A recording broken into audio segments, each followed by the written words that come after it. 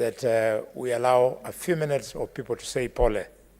I take this opportunity, Madam Speaker, to tell the people of Kakamega County, the people of the Wanga community, and the people of Holera village in Mumiasi in Matungu, my deepest heartfelt condolences for the loss of Mheshimiwa. I remember how Mheshimiwa came into this house. It was in keeping with her fighting spirit. She had been shortchanged in making the list for affirmative action for people living with disabilities. And I remember we started with Senator Harold Kipchumba, but she fought in court and she won and she joined us and we worked here together successfully for 5 years. When I heard about her passing on yesterday, I was touched, and I want to thank the Speaker for allowing us to celebrate her life. Pole for the children, the husband, and the family. May the Lord rest her soul in eternal peace. We will also allow a few more senators, maybe 2 from each side, and I want to also allow Senator Sifuna, being the Secretary General of the ODM party, to offer his condolence. Thank you very much, Madam Speaker. Let me join the House and indeed the Senator of Kakamega to pass my condolences to the family and friends of the Honorable Godliver Omondi. As you have rightly put it, Madam Speaker, Honorable Godliver Omondi was nominated to this House by the Orange Democratic Movement Party. And Madam Speaker, it gave her the platform to demonstrate her leadership skills.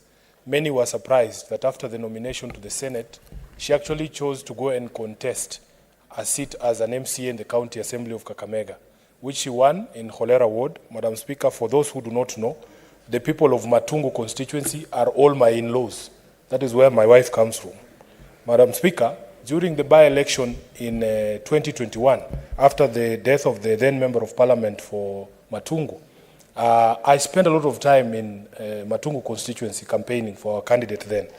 Madam Speaker, you can imagine that Godliver Omondi, being an elected Member of Parliament on ANC, decided that she was going to support the ODM candidate in that by-election, much to her detriment. In fact, it put her in very serious crosshairs with her own party, ANC.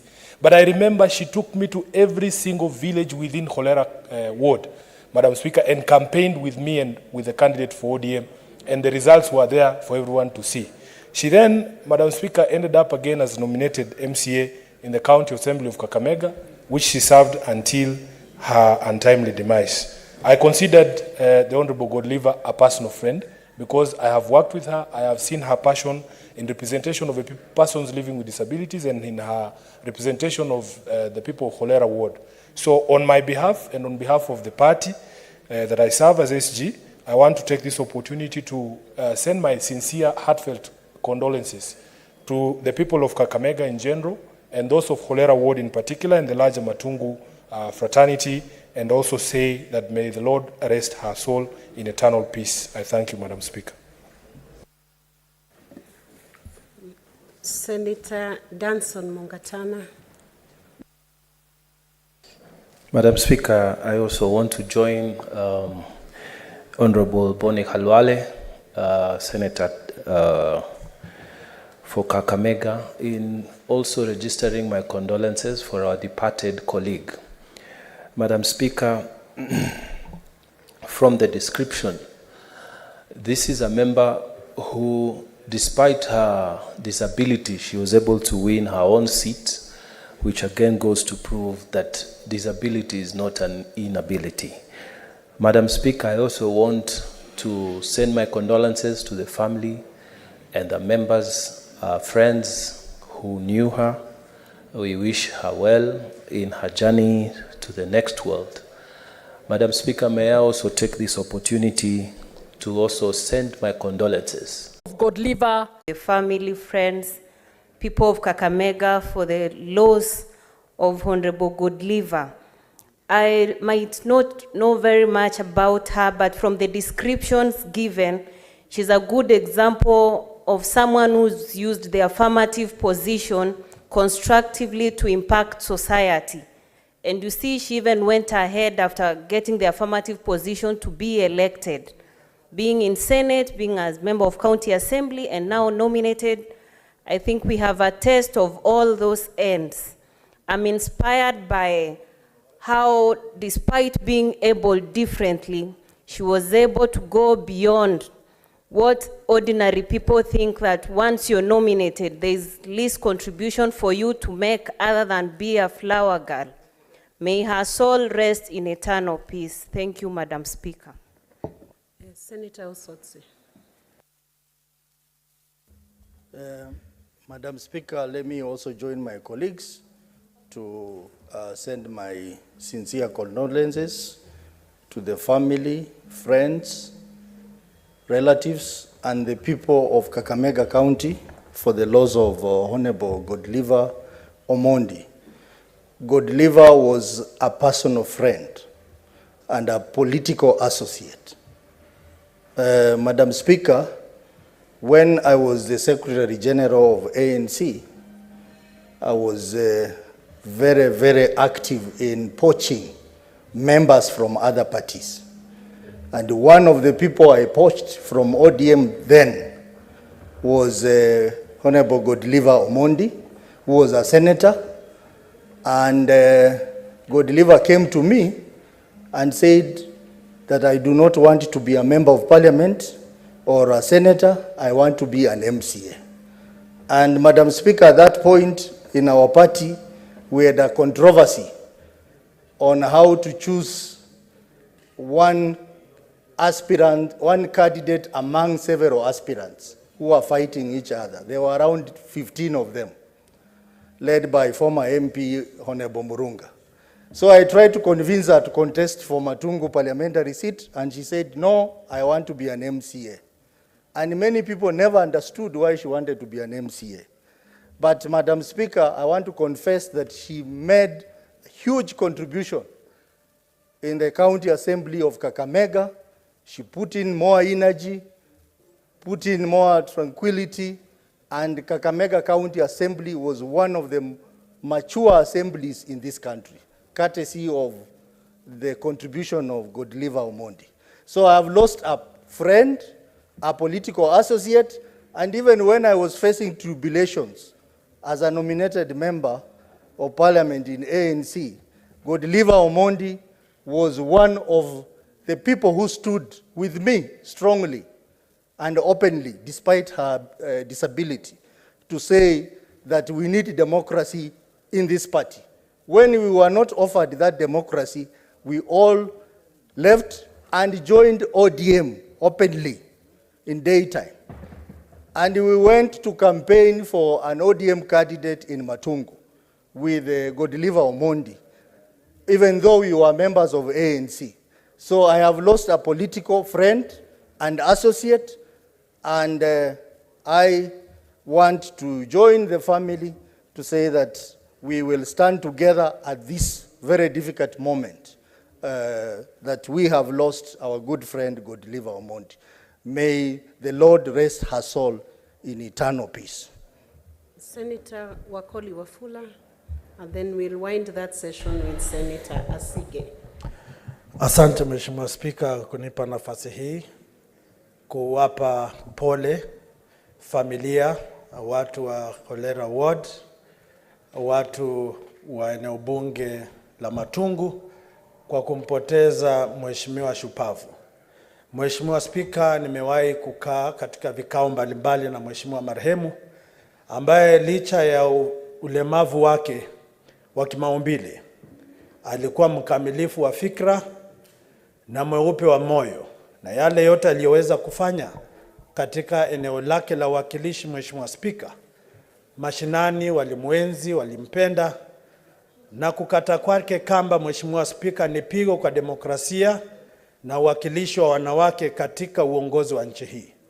Kando na viongozi wanawake ambao hawajibiki kimaadili na tabia zao, Mheshimiwa Godliver alikuwa na familia, aliwapenda wanawe, alipenda mmewe, alipenda kanisa, na yeye ni kielelezo cha wanawake ambao wamedhihirisha kwamba ukimpa mwanamke nafasi, familia itakuwa imara, mwelekeo utapeanwa na matokeo yataonekana.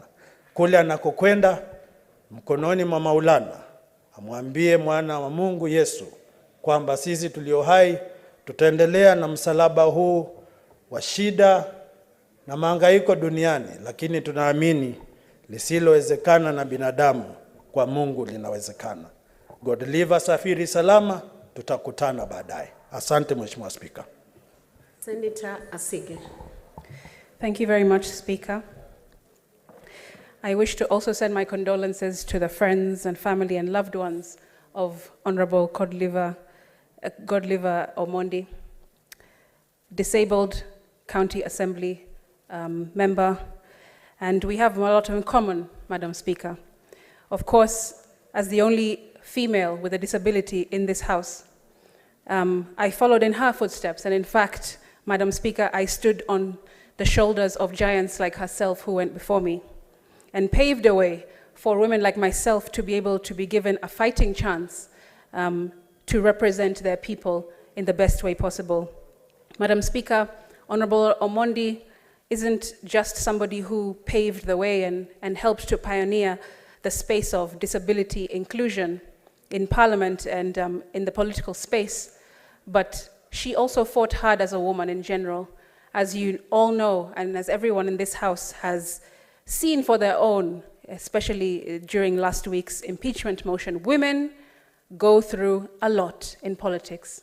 And it is tenfold, dare I say, when you are a female with a disability in politics.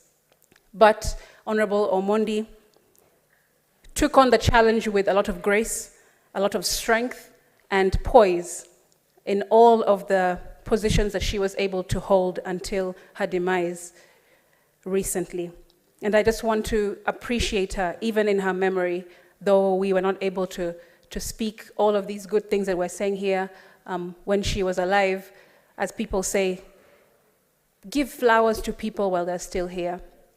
But nevertheless, Speaker, we wish to really condole with the family and the friends and pray that she does continue to rest in peace and actually to rest in power, I would say, because she has left a lot of power in the spaces that she has traversed, in the spaces that she's been able to create more inclusion and diversity, and a space that she has been able to have people with disabilities seen, people with disabilities heard and understood just by way of her being in the position that she was in, and to fight to stay in that space until this moment, until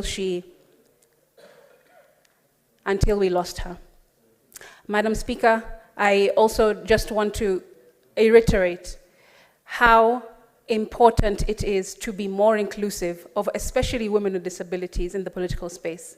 In the last election, there were about 3,000 candidates, and out of 6,000 candidates, and out of those, only 6 with people with disabilities managed to get into seats that they vied for.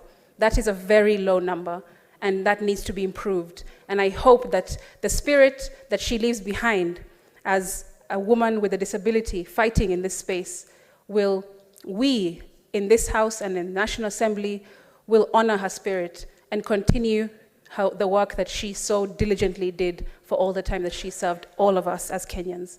I thank you. Honorable Senators, I note there are many requests, but allow me to only allow Senator Matzayo, as a minority leader, to give her his condolence in 1 minute. Then we close out. Asante, Speaker, kwa kunipa nafasi hii na mimi niweze kupeana ombolezi langu. Bwana Speaker,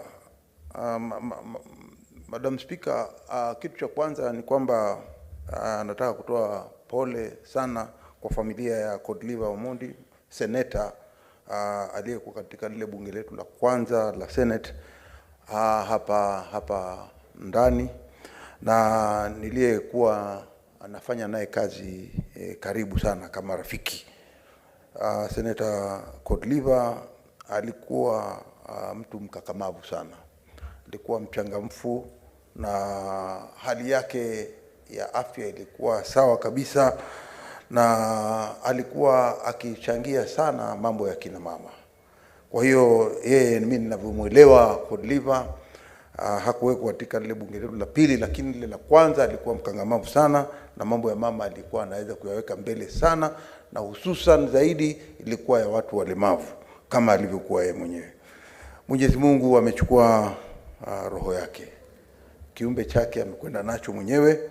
Alimleta hapa akiwa na sababu, na amemchukua akiwa na sababu. Sote sisi ni kuweza kukubali aliopitisha Mwenyezi Mungu. Kitu tunafanya ni kuwaombea wale waliobaki nyuma, familia yake, marafiki zake, wawe na moyo wa kuwa na faraja, ili waweze kupita mtihani huu kwa hivi sasa. Sisi letu tuliobaki hapa katika bunge letu la Senate, kama sisi watu ambao tunamfahamu, ni kumuomba Mwenyezi Mungu ailaze roho ya marehemu mahali pema walipolala wema. Asante, Bi Speaker. May her rich legacy live on. May her soul rest in peace. Clerk, let's have the next order.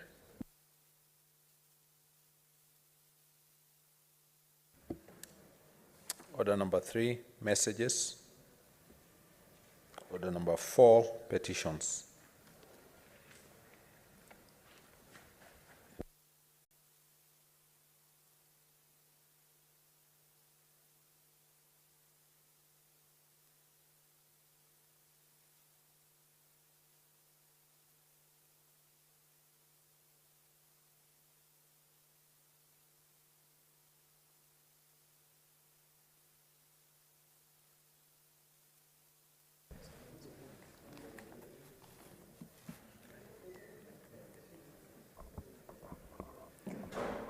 Madam Speaker, I beg to lay the following petition report on the table of the Senate today, 14th November 2023. Report on the Standing Committee on Labor and Social Welfare on petition to the Senate by Mr.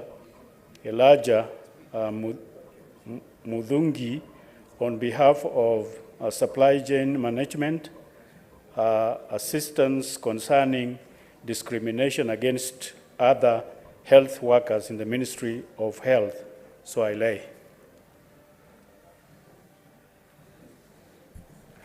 Next order.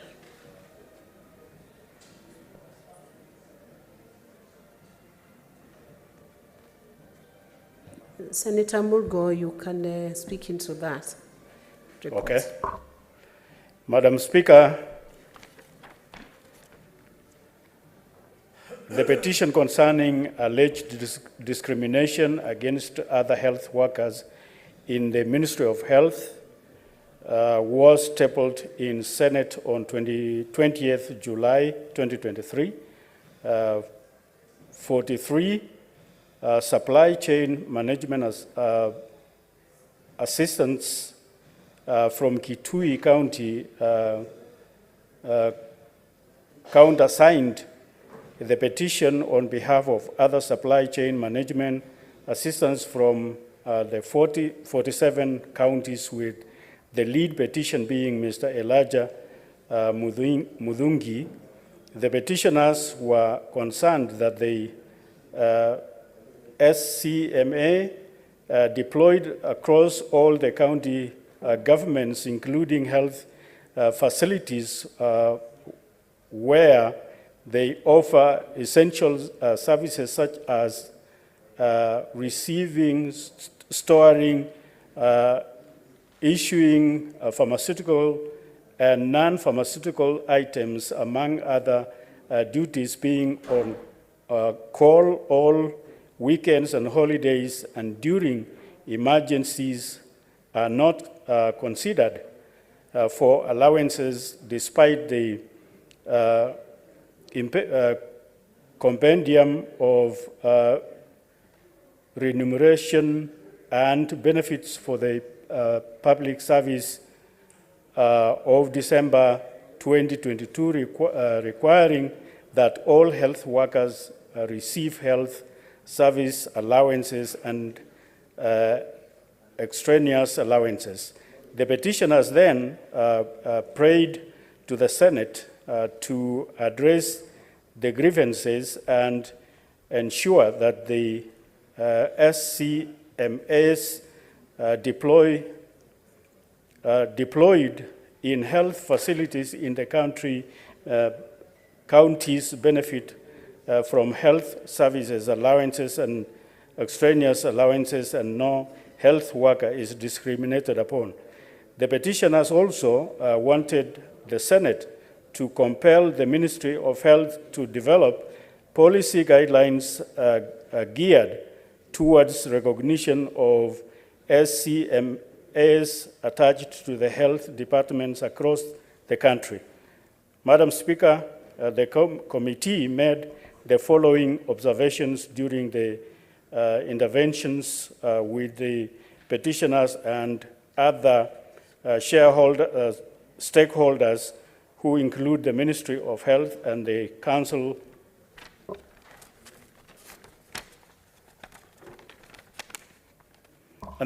of Governors, Kenya Institute of Supplies Management, Salaries and Remuneration Commission, and the Union of Kenya Civil Servants. The petitioners use the term Ministry of Health to mean the county departments of health since they are employees of the county governments.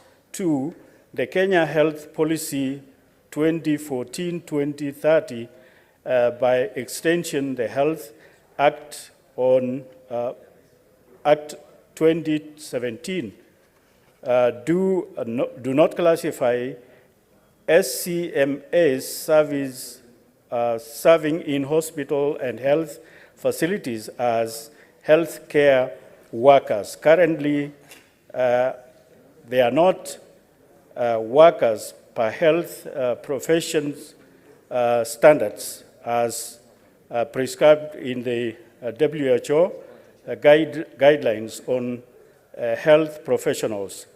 3, SCMA offered essential services during COVID-19 pandemic as suppliers, practitioners, alongside other health professionals like doctors, nurses, among others. But SCMA did not receive any extraneous allowances. For supply chain management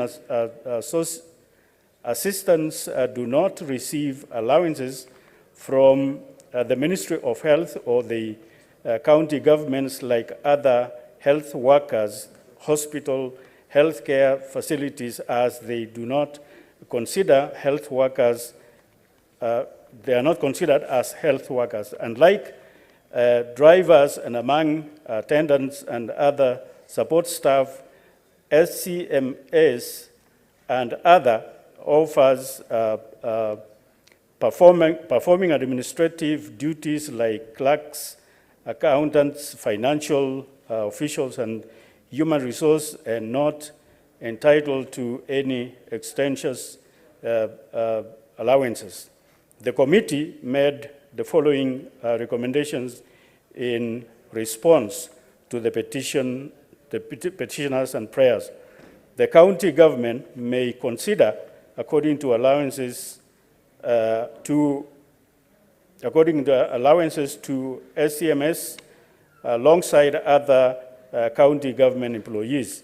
The Ministry of Health should operationalize the Kenya Health Services Intergovernmental Consultative Forum, Kenya Health Human Resource Advisory Council, and the Kenya Health Professional Oversight Authority established the Health Act 2027 with immediate effect and submit a report to the House within 3 months upon tabling of this report. And 3, the Ministry of Health convey governments and SRC should streamline allowances of all workers in the health sector. Madam Speaker, pursuant to the Standing Order 238, I table this report on the petition concerning alleged discrimination against other health workers or Supply Chain Management Association. Thank you. Thank you, Senator. Senator Wahome, can you step in for the Chairperson, Standing Committee on the Land, Environment and Natural Resources and present the report?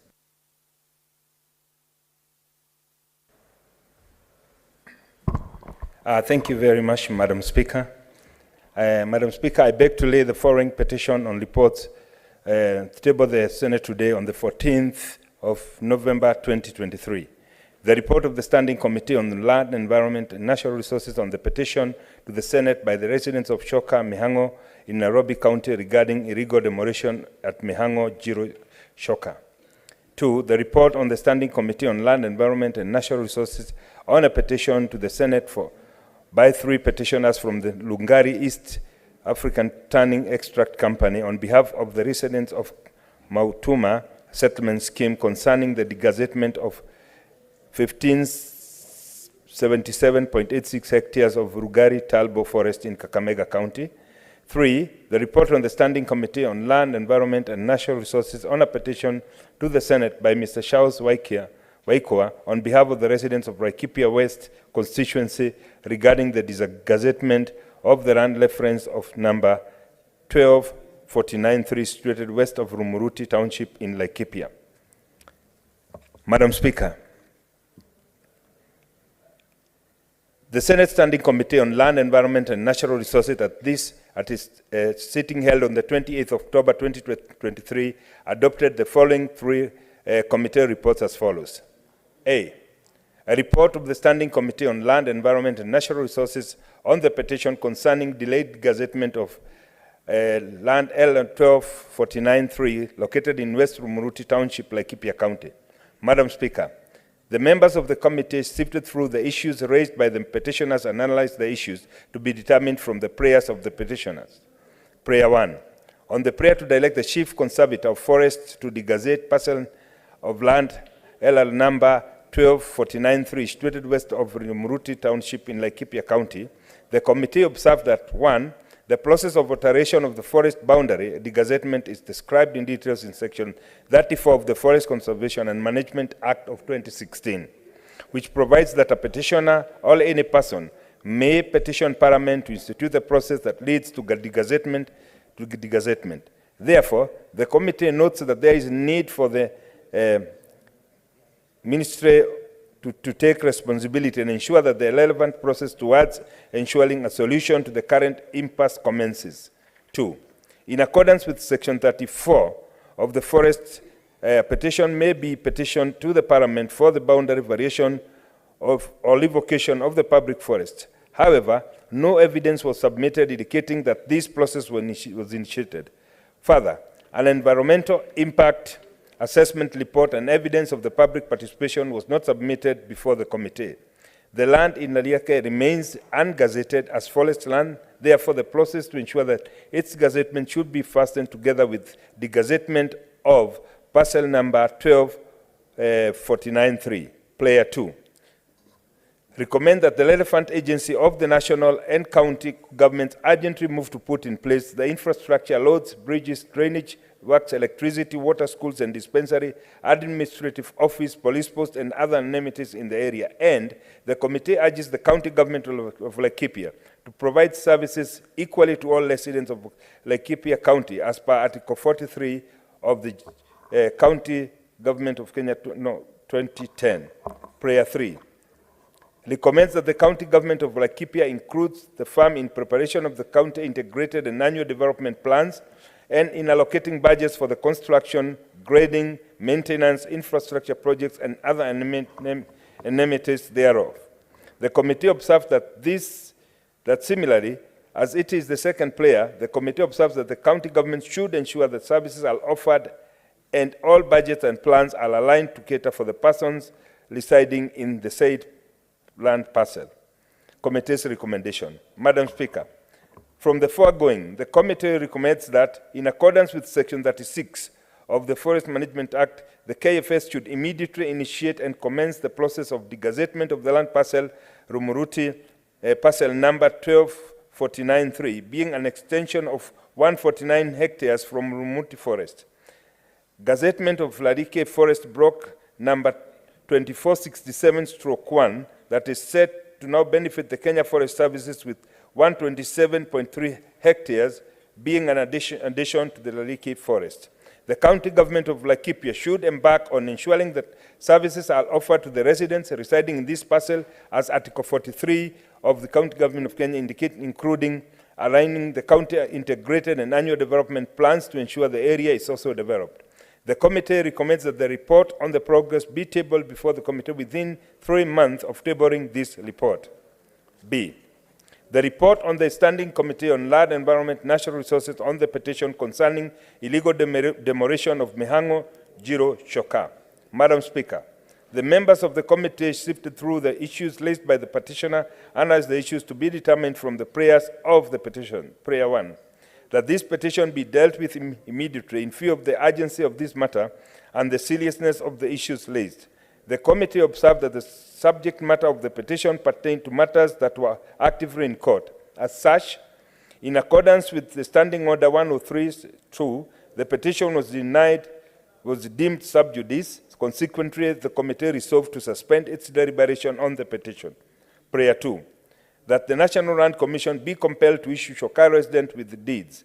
In accordance with the Supreme Court Advisory Opinion Reference Number 2 of 2014, the responsibility to issue title deeds lies with the relevant State Department responsible for its distribution of titles and not the National Land Commission. Further, there would be a need to ascertain whether these houses were constructed along the way-leaves. Prayer 3, that the Speaker of the House and or the relevant committee of the House invoke their mandate and duty to summon the Cabinet Secretary for Energy and Petroleum. By letter reference, as stated, dated 16th August 2023, the committee invited the Cabinet Secretary and Minister of Energy and Petroleum to a physical meeting with the committee to respond to matters raised in the petition. The committee's recommendation. Madam Speaker, from the foregoing, the committee recommends that in view of the fact the issue of the petition is made before a court of law, the matter is considered sub judice pursuant to Senate Standing Orders 103 subsection 2, and as such, the consideration of the petition is deferred pending the determination of the court. Report of the Standing Committee on Land, Environment and Natural Resources on the petition concerning delayed degazettement of 1577.86 of land in Lungari, Talbo. Madam Speaker, the members of the committee sifted through the issues raised by the petitioner and analyzed the issues. It will be determined from the prayers of the petitioners. Prayer 1, that this petition be dealt with immediately in view of the urgency of this matter and the seriousness of the issues raised.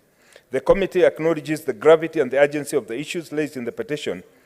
It is particularly observed that process of degazetting Lugari Talbo Forest land had been initiated but was not seen through into completion, further exhibiting the uncertainties faced by the residents. The immediate attention and resolution of this matter, therefore, is paramount, both in the best interest of justice and the welfare of the affected residents.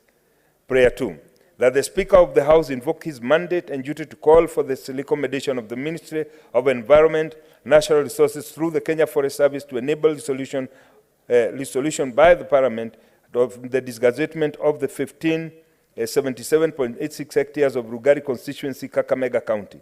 The committee recognizes the commitment to play a leading role in addressing the ongoing issues, particularly in the undertaking to facilitate the formation and activities of the multi-stakeholder team. The establishment and facilitation of the multi-stakeholder team as proposed by the ministry should serve as a critical step in ensuring the rights and the interests of the petitioners are realized. While the approval of the degazettement had been previously recommended, the committee urges immediate action from the ministry in accordance with the provisions of Section 34 of the Forest Conservation and Management Act. Prayer 3, that the Speaker of the House and all relevant committee of the House invoke their mandate and duty to summon the Cabinet Secretary for Environment and Natural Resources to explain the reasons for the delay. While the letter referenced Senate to the Minister, dated 23rd June 2023 and 4th July respectively, the Ministry of Environment was requested for rescheduling of the meeting and via the letter to the Senate, dated 25th July 2023. The Cabinet Secretary was represented by the Principal Secretary, Mr. Gitonga Mugambi, who appeared before the committee on Thursday, 3rd August 2023, with apologies from the Cabinet Secretary.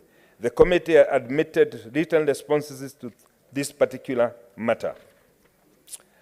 The committee acknowledges that while a certain step towards the degazettement, such as the processing of the EA report and public participation was initiated, the complete due process as required by the Act 2016 Act was not completed. These has subsequently caused delays in the issuance of titles, leaving the residents of the settlement scheme in a state of vulnerability. In light of this, the committee underscores the importance of upholding the economic and social rights of these residents as enshrined in Article 43 of the Constitution. It is the utmost importance that relevant government agencies address and rectify these gaps promptly to ensure the residents' rights are safeguarded while awaiting the resolution of the petition. Committee's recommendation. Madam Speaker, from the foregoing, the committee recommends that the proposed degazettement of 15...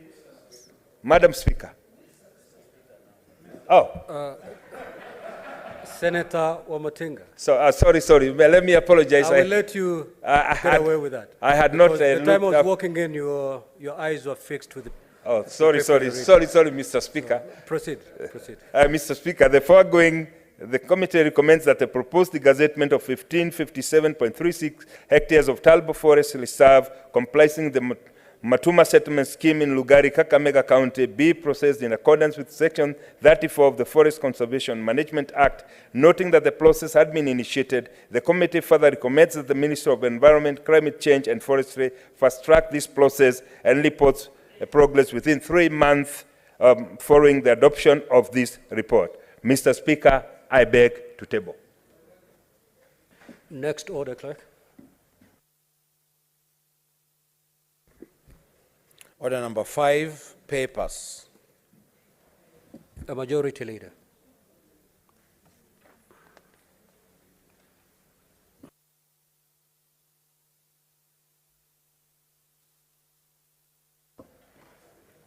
Thank you, Mr. Speaker.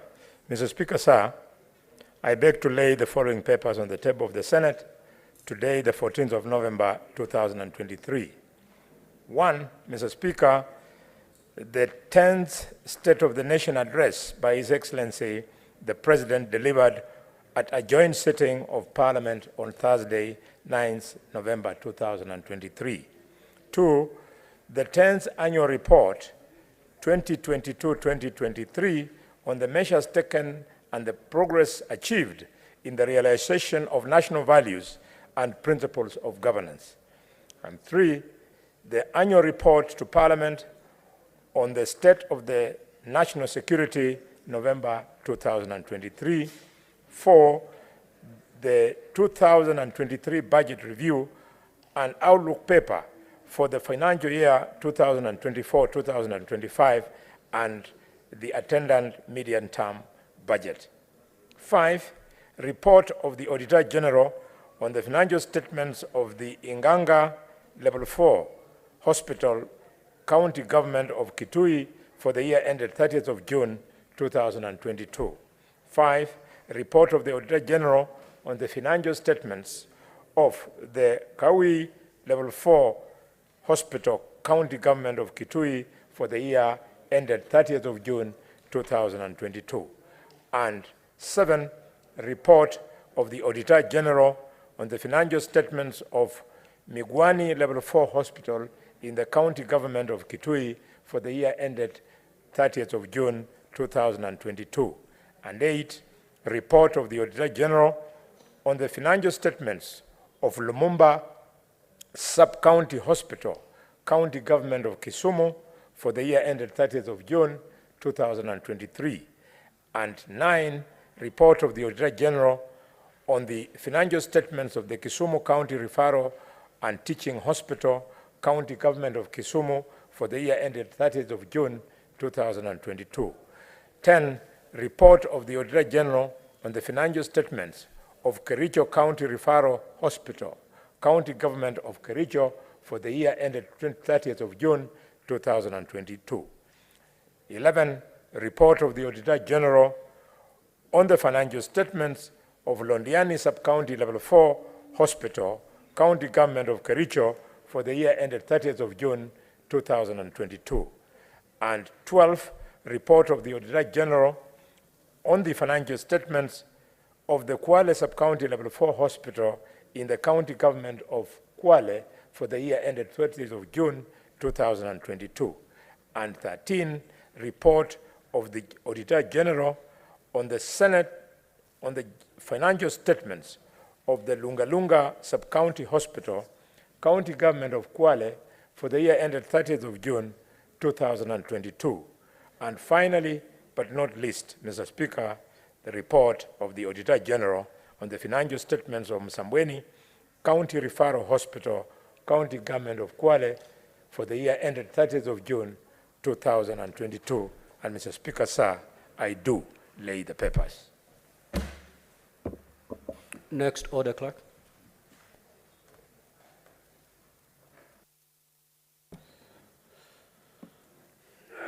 Order number 6, notices of motion. The Majority Leader. Thank you, Mr. Speaker, again for the opportunity to give notice of the following motion. Being, Mr. Speaker, debate on the President's address to Parliament.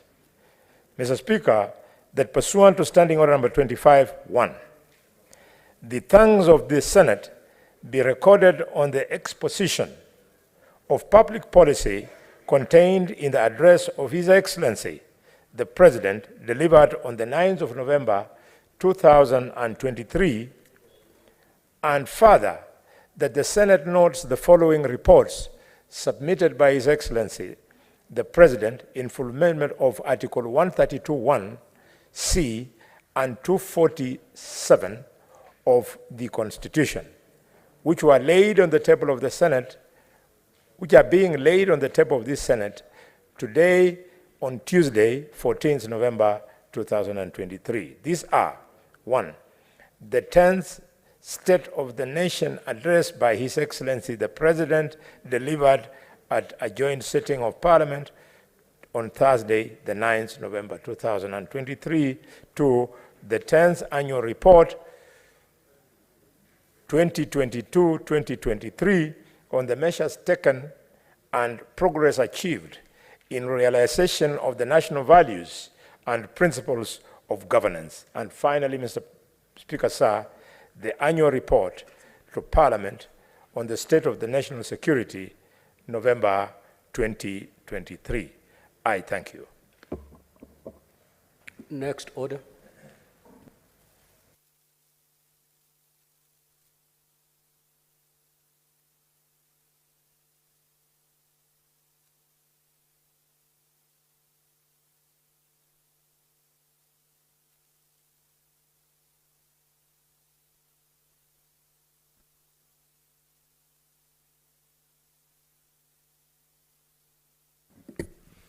Now, statements pursuant to Standing Order 52-1.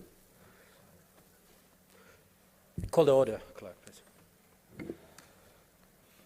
Order number 7, questions and statements. Statement pursuant to Standing Order 52-1.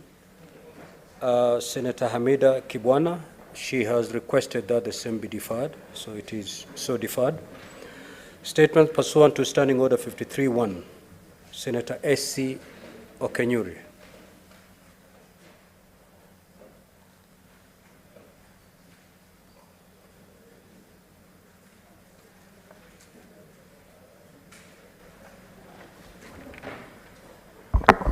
Thank you, Mr. Speaker. Request for a statement on theft and snatching of mobile phones and other electronic gadgets from unsuspecting Kenyans. Mr. Speaker, sir, I rise pursuant to Standing Order 53-1 to seek a statement from the Standing Committee on National Security, Defense and Foreign Relations regarding the theft and snatching of mobile phones and other electronic gadgets from Kenyans, with indications that these stolen items are being sold in neighboring countries. In the statement, the committee should, 1, provide a report on the trend in street muggings and home burglaries from 2020 to date, specifically focusing on incidents involving the snatching of mobile phones and theft of household electronics. 2, state reasons for the increase in number of street muggings and violent robberies involving the theft of electronic gadgets, highlighting the hotspots within the 4 cities in the country, as well as the monthly incident rates and the recovery rates of stolen items. 3, investigate and report on the economic impact of this criminal activity, identifying the primary markets for the stolen items both within our borders and internationally, detailing the networks and syndicates involved in this illicit trade. 4, state any measures in place to deter these crimes and evaluate their effectiveness, making recommendation on modern tactics and legal or policy interventions to dismantle the criminal syndicates. And finally, appraise the Senate on actions and strategies being employed by the security forces to protect Kenyans from such criminal activities and ensure the safety and security of both the citizenry and their goods. Senator Esther Anyeni, MP. Senator Faki. Asante Mheshimiwa Spika kwa kunipa fursa hii. Nimesimama kwa mujibu wa kanuni ya kudumu ya 53(1) kuomba taarifa kutoka kwa kamati ya kudumu ya fedha na bajeti kuhusu shirika la Kenya National Assurance ambalo liko katika hali ya upokeaji. Mheshimiwa Spika, katika taarifa hiyo kamati iangazia yafuatayo: yaarifu Seneti kuhusu hali halisi ya upokeaji huo ilipofikia wakati huu katika shirika hilo, ikieleza iwapo kumekuwa na maendeleo katika hali yao ya kifedha na shughuli zao kwa jumla. Pili, ieleze kwa nini maskota wanaoishi katika ardhi iliyoko Mombasa kwa Bulo, kaunti ndogo ya Nyali na ilimilikiwa na shirika hilo, wameshindwa kuuziwa ardhi hiyo, ilhali mwekezaji mmoja wa kibinafsi anayedai kulipa 20% ya bei hiyo ya ununuzi alishindwa kununua ardhi hiyo. Asante Mheshimiwa Spika. Senator Eddie Okech.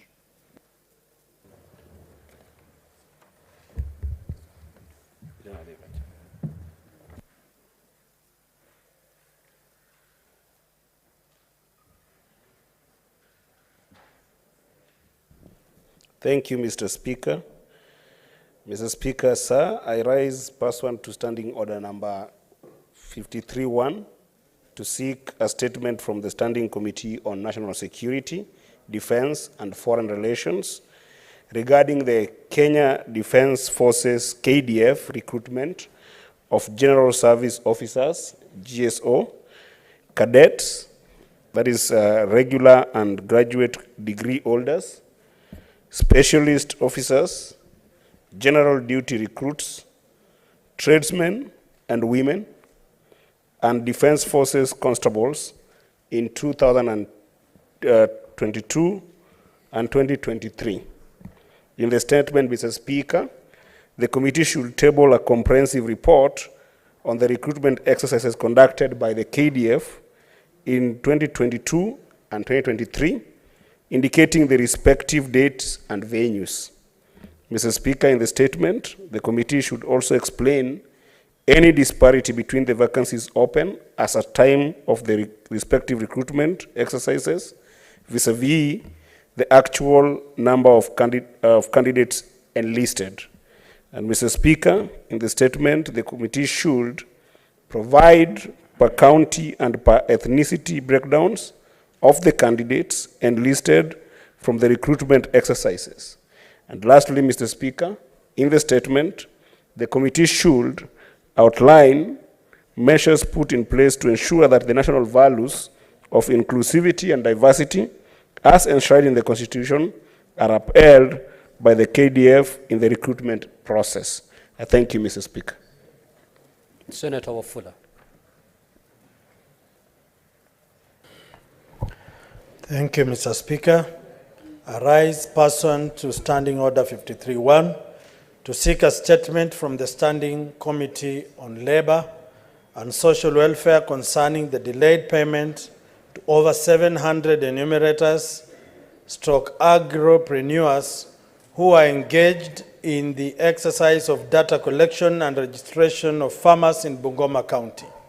In the statement, the committee should, 1, state the person's identity responsible for enumerating the agripreneur who are engaged as enumerators in the data collection and registration exercise for farmers in Bungoma County between 19th, 2023 and October 13th, 2023. Number 2, provide a breakdown of the payment rates per enumerator for services rendered, including any additional allowance they were entitled to during the period of engagement.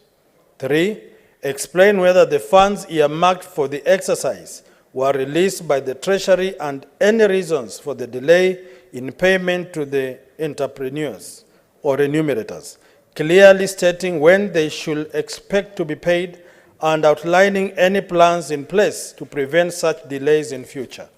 Mr. Speaker, sir, I rise pursuant to Standing Order 53-1 to seek a statement from the Standing Committee on Labor and Social Welfare on policies governing appointment of persons in acting capacity in the public service sector. In the statement, the committee should, 1, elucidate the specific conditions that allow for the termination of an acting appointment before a permanent appointment is done. 2, state the duration of serving in an acting capacity and outline the circumstances that will warrant an extension of the acting appointment. 3, spell out the guidelines in place for public servants in acting roles, highlighting both acceptable practices and potential violations that may result in disciplinary actions.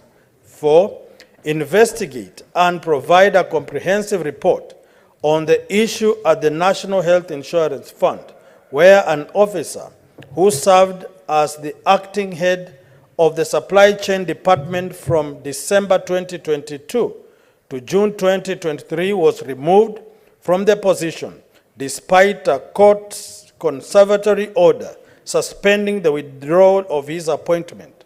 And 3, recommend measures to be put in place by government institutions to prevent legal disputes between civil servants and the government concerning acting appointments. Thank you, Mr. Speaker, sir.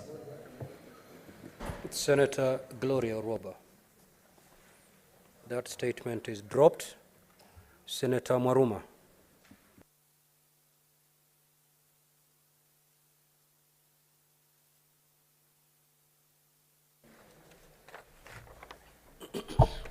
Thank you, Mr. Speaker. I have 4 statements. Allow me to go through all of them. The first one, Mr. Speaker, is on the implementation of the presidential directive on lowering the entry requirements for diploma teacher training programs. Mr. Speaker, sir, I rise pursuant to Standing Order 53-1 to request a statement from the Standing Committee on Education on the implementation of the presidential directive on lowering of entry requirements to diploma teacher training colleges. In the statement, the committee should, 1, confirm whether the Ministry of Education has implemented the presidential directive on lowering of entry requirements to diploma teacher training programs to a mini grade of C plain and C plus in the 2 teaching subjects. 2, confirm whether the ministry is aware that colleges are unable to implement the presidential directive owing to the absence of a circular to enforce the presidential directive. 3, indicate whether the circular will be issued and subsequently communicated to colleges. And 4, provide a list of colleges that will now offer diploma courses in secondary education while indicating their areas of specialization for both arts and science subjects following this directive. Statement number 2 is on pending bills in Taita Taveta County. Mr. Speaker, sir, I rise pursuant to Standing Order 53-1 to seek a statement from the Standing Committee on Finance and Budget on the status of pending bills in Taita Taveta County. In the statement, the committee should, 1, provide a list of all suppliers, the cost of goods supplied and services rendered, amounts paid, and outstanding payments from financial year 2017-2018 to date, stating reasons for the non-payment of any outstanding bill. 2, outline the county government's plan to settle the pending bills while indicating the proposed budgetary allocation per financial year for the pending bills. 3, confirm whether the presidential directive in 2019 on settlement of pending bills was implemented by the county government, while presenting a record of the suppliers' amounts already disbursed and the amounts outstanding. And 4, explain how the 420, I think it should be 424,110,000 released to the county government via the Treasury Circular dated 11th December 2019, designated for pending bill payment settlements, was utilized, providing a comprehensive list of suppliers, the respective amounts paid, and the validated bill settlement plan that prompted the release of these funds. Mr. Speaker, the third statement is on the completion status of Voi Girls School in Taita Taveta County. Mr. Speaker, sir, I rise pursuant to Standing Order 53-1 to seek a statement from the Standing Committee on Education concerning the status of completion of the construction of Voi Girls School in Voi Sub-County of Taita Taveta County. In the statement, the committee should, 1, disclose the funds allocated to the county by the Kenya Railway Corporation for the relocation of Voi Girls School to pave way for the construction of the standard gauge railway SGR, detailing any financial transactions and agreements made in the process. 2, provide the bill of quantities for the project, clearly stating the projected costs of each aspect of the construction and any other related expenses. 3, state the project completion rate and the amount of money paid to date, including a breakdown of payments made and the respective stages of the project they covered since the project initiation. And 4, explain whether there is any pending payment, stating reasons for the delay in making such payment, and detail any outstanding construction and landscaping works along with the expected duration of time required for the project completion. The last one, Mr. Speaker, is on the disregard of the conditions of allotment of Msambweni community land to Batashu Company Limited. Mr. Speaker, sir, I rise pursuant to Standing Order 53-1 to seek a statement from the Standing Committee on Land, Environment and Natural Resources regarding the disregard of the conditions of allotment of Msambweni community land in Voi Sub-County, Taita Taveta County, to Batashu Company Limited. In the statement, the committee should, 1, explain why Batashu Company Limited did not build a factory on the Msambweni community land situated in Voi Sub-County, Taita Taveta County, which was allocated to it, but instead transferred the lease grant to Sparkle Properties Limited in contravention of the conditions of allotment. 2, provide a status update on investigations by the Directorate of criminal investigations into the transfer of the lease grant for the land. And 3, outline any measures put in place to ensure that residents of Msambweni who occupy the land are not evicted by Sparkle Properties Limited. I thank you, Mr. Speaker. The statement by Senator Hamida Kibwana is deferred. That is pursuant to the request by the said senator, Senator Christo Asige.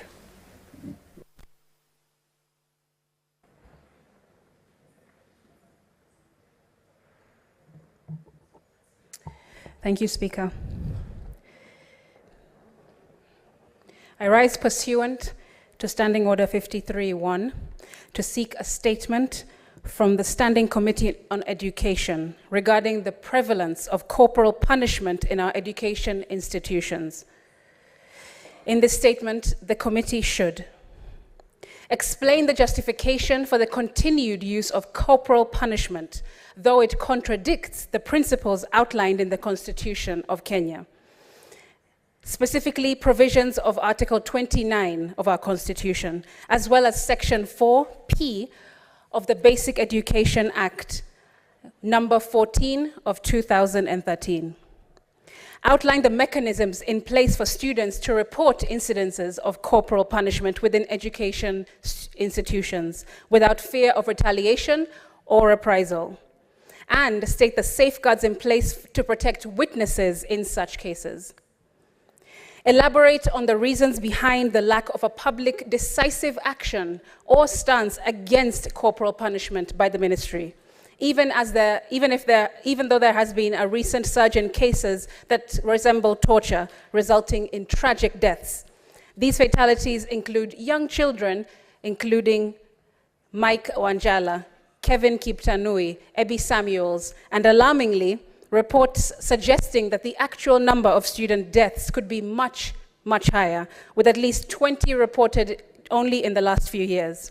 And explain the absence of punitive measures taken against individuals responsible for these corporal punishments, and investigate the factors contributing to this gross lack of accountability. I thank you. Senator Mohammed Chute. You have 5 requests to make. Yes. Take them in that breath. Thank you, Honorable Speaker. I'll go through it very fast. The first one is on the status of court construction projects in Kenya. Mr. Speaker, sir, I rise pursuant to Standing Order 53-1 to seek a statement from the Standing Committee on Justice, Legal Affairs, and Human Rights regarding the status of court construction projects in Kenya. In the statement, the committee should, 1, provide an update on the status of court construction projects across the country, particularly in Marsabit County, highlighting the projects that have stalled or delayed and the reason behind these delays. 2, inform the Senate of the process used in tendering for the projects, providing details of the bids received, the contractors who were awarded, and the bid amounts. 3, provide a breakdown of the budget allocation and expenditure for the projects in the last 5 years, stating any financial, administrative, or logistical challenges that may have been encountered in the execution of the projects. And finally, number 4, Mr. Speaker, explain any disparities between the contractual and actual commencement and completion dates of the project, outlining plans by the government to expedite the completion of the project to ensure efficient and timely dispensation of justice. Number 2, Mr. Speaker, I rise pursuant to Standing Order 53-1 to seek a statement from the Standing Committee on Roads, Transportation and Housing on the financial status of the Kenya Railways Corporation.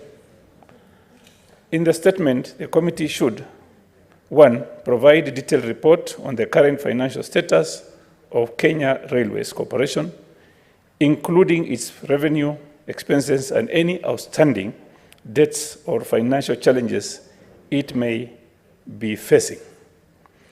Number 2, clarify whether the government has provided any financial support or bailouts to the institution in recent years, and if so, provide information on the amount, terms, and conditions of such support.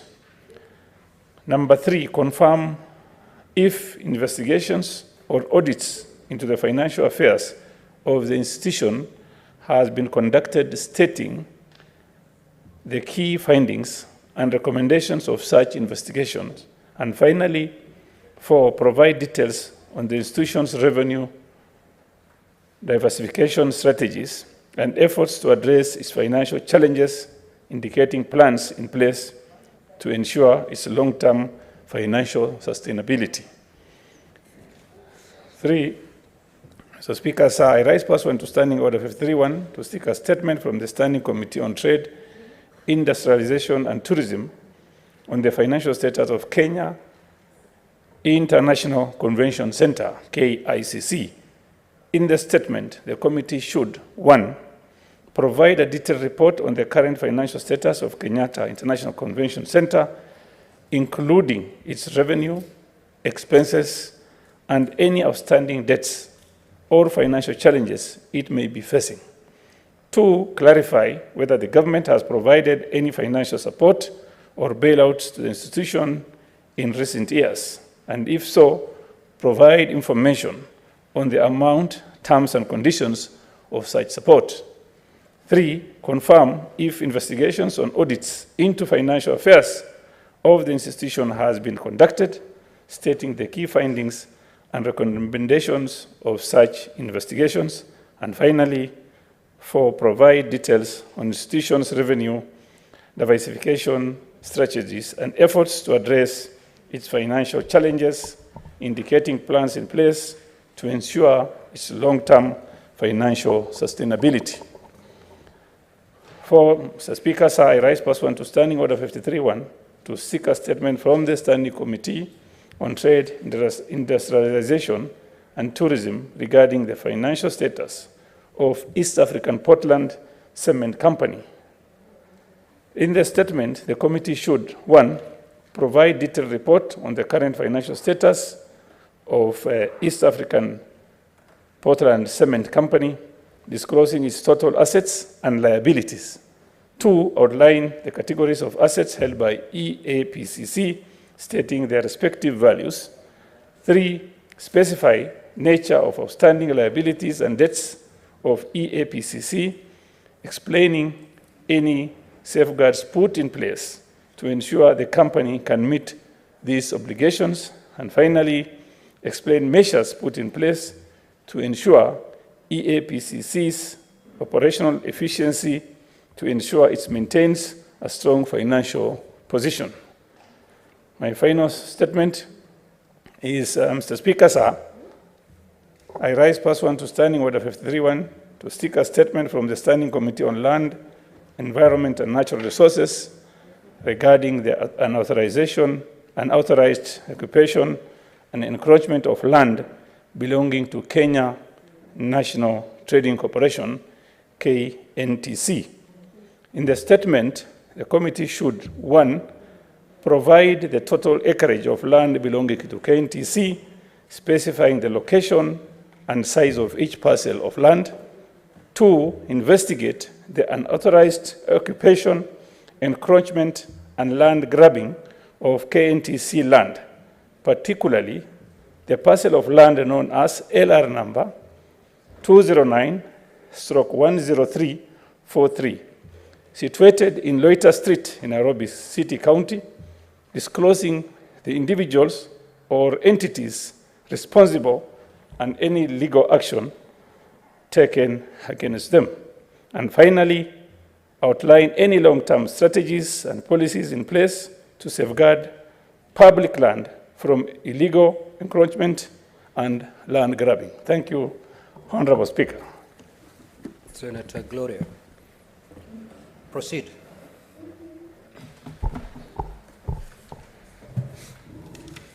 Thank you, Mr. Speaker. I have two statements. Mr. Speaker, I raise pursuant to Standing Order 53-1 to seek a statement from the Standing Committee on Health regarding the mysterious disappearance of one twin at Kayole 2 Level 4 Sub-County Hospital. In the statement, the committee should explain the apparent discrepancy in the incident that happened on 18th October 2023 in Kayole 2 Level 4 Sub-County Hospital in Nairobi, where a mother's ultrasound report had indicated the expectations of twins, while the hospital staff reported the presence of only one child after birth. 2, outline the hospital's standard procedures and verification protocols in place for confirming the identity of newborns and ensuring accurate matching with their biological parents. 3, provide an overview of the communication protocols in place to inform parents about their number and health status of their newborns, detailing how this information is conveyed to prevent misunderstanding or misinformation. And finally, 4, state measures implemented by Kayole 2 Level 4 Sub-County Hospital to provide ongoing support and assistance to the affected family during the course of investigation, including any necessary counseling or emotional support services needed. Mr. Speaker, on my second statement, I rise pursuant to Standing Order 53-1 to seek a statement from the Standing Committee on Education regarding the decongestion of schools. In the statement, the committee should, 1, furnish the Senate with a comprehensive report detailing the composition... Senator Gloria, Huh? the second statement, has Yes. it been approved for tabling? Yes. All right, proceed. I can. Proceed. Proceed.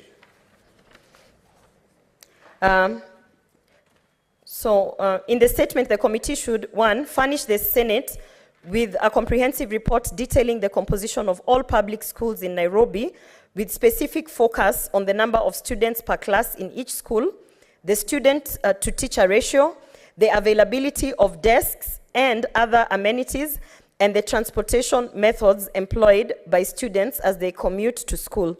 2, provide specific timelines within which the Ministry of Education allocates resources to schools that have high student enrollment with a view to ensuring a conducive learning environment to address factors like teacher-to-student ratios, classroom space, and the provision of adequate educational material.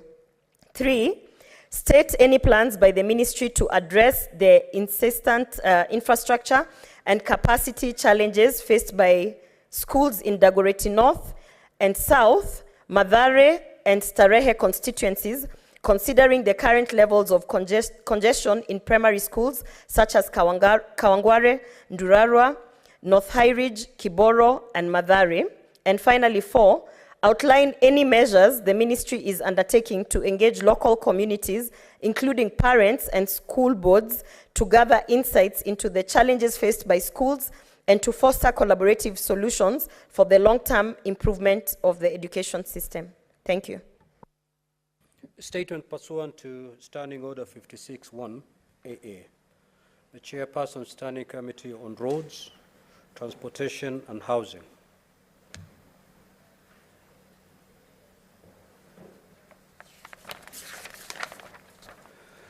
Next order.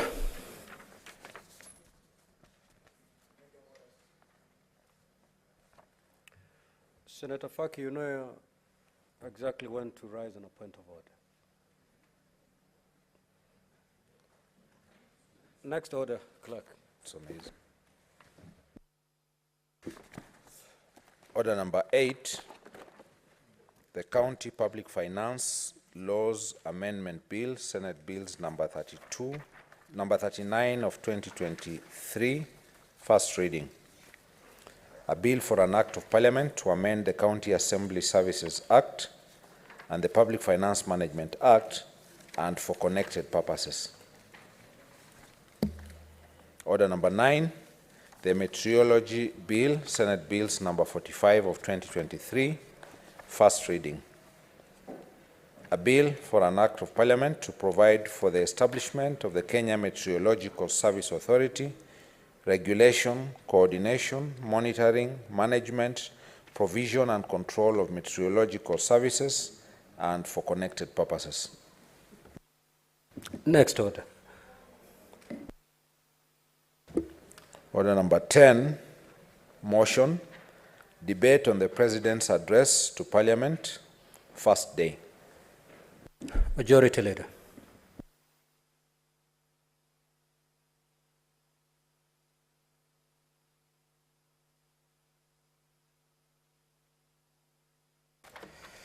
Thank you, Mr. Speaker, sir. Mr. Speaker, sir, it's an honor and privilege for me to move the 10th address of the President to the joint sitting of the two houses, in line with Article 132(1)(c) of the Constitution of Kenya. Mr. Speaker, I wish to thank members of this House and members of the National Assembly for turning out almost to full house in their numbers to listen to the President. Mr. Speaker, I wish to request this House that spirit should be, if possible, or as much as possible, be kept in ensuring that we debate on this speech. Mr. Speaker, because the speech of the President was both audio, video, and also in draft form, and all members followed it, I don't want to make the mistake of taking a lot of time in moving this motion, walking through the same speech, which members are familiar with. But just allow me to make a few points of highlights. The first one, Mr. Speaker, being the fact that the country was impressed with the President's commitment to the need for us to transform this country in keeping with our bottom-up economic plan. Mr. Speaker. Senator Boni. Yes. You need first start with the motion. Oh, I needed to move the motion. Mr. Speaker, sir, I am extremely sorry. And if you allow me, Clerk, I would like to read the motion before I move it.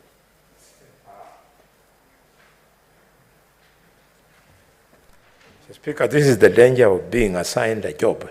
You are excited to finish. But if it was me coming in my seat, I would have started by what I did. So, Mr. Speaker, sir, I move the motion. Mr. Speaker, sir, I move the motion, which is debate on the President's address to Parliament on the first day, being today. That pursuant to Standing Order number 25(1), the thanks of this Senate be recorded for the exposition of public policy contained in the address of His Excellency the President, delivered on Thursday, the 9th November 2023, and further, that the Senate notes the following report submitted by His Excellency the President in fulfillment of Articles 132(1)(c) and Article 247 of the Constitution of Kenya, laid on the table of the Senate today on Tuesday, 14th November 2023. This report, Mr. Speaker, included the 10th State of the Nation address by His Excellency the President, delivered at a joint sitting of Parliament on Thursday, 9th November. And 2, the 10th Annual Report 2022-2023 on the measures taken and progress achieved in realization of the national values and principles of governance. And 3, the Annual Report to Parliament on the state of the nation, the national security, November 2023. Mr. Speaker, with the advice of the clerk, because we want to allow as many people as possible to contribute, allow me not to be repetitive, what I had said in the 3 minutes earlier to apply during record of Hansard, copy and paste, so that I can move to the next point.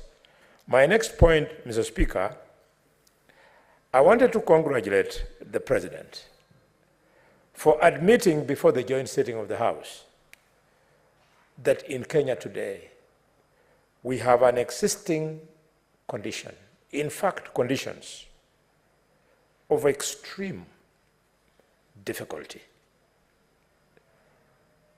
There is extreme difficulty in the country.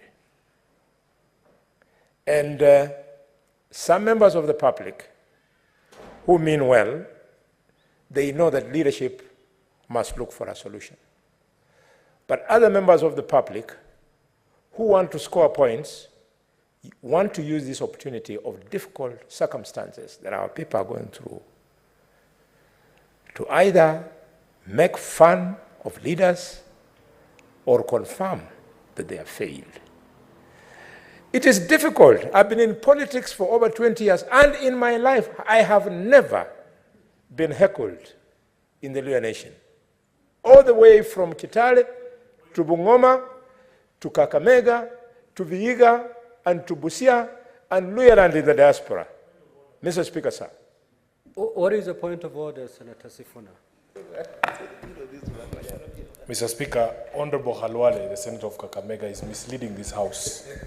In fact, as late as a few weeks ago, Boni Khalwale was heckled in his own village when he tried to convince people to replace the existing border motorcycles with electric ones.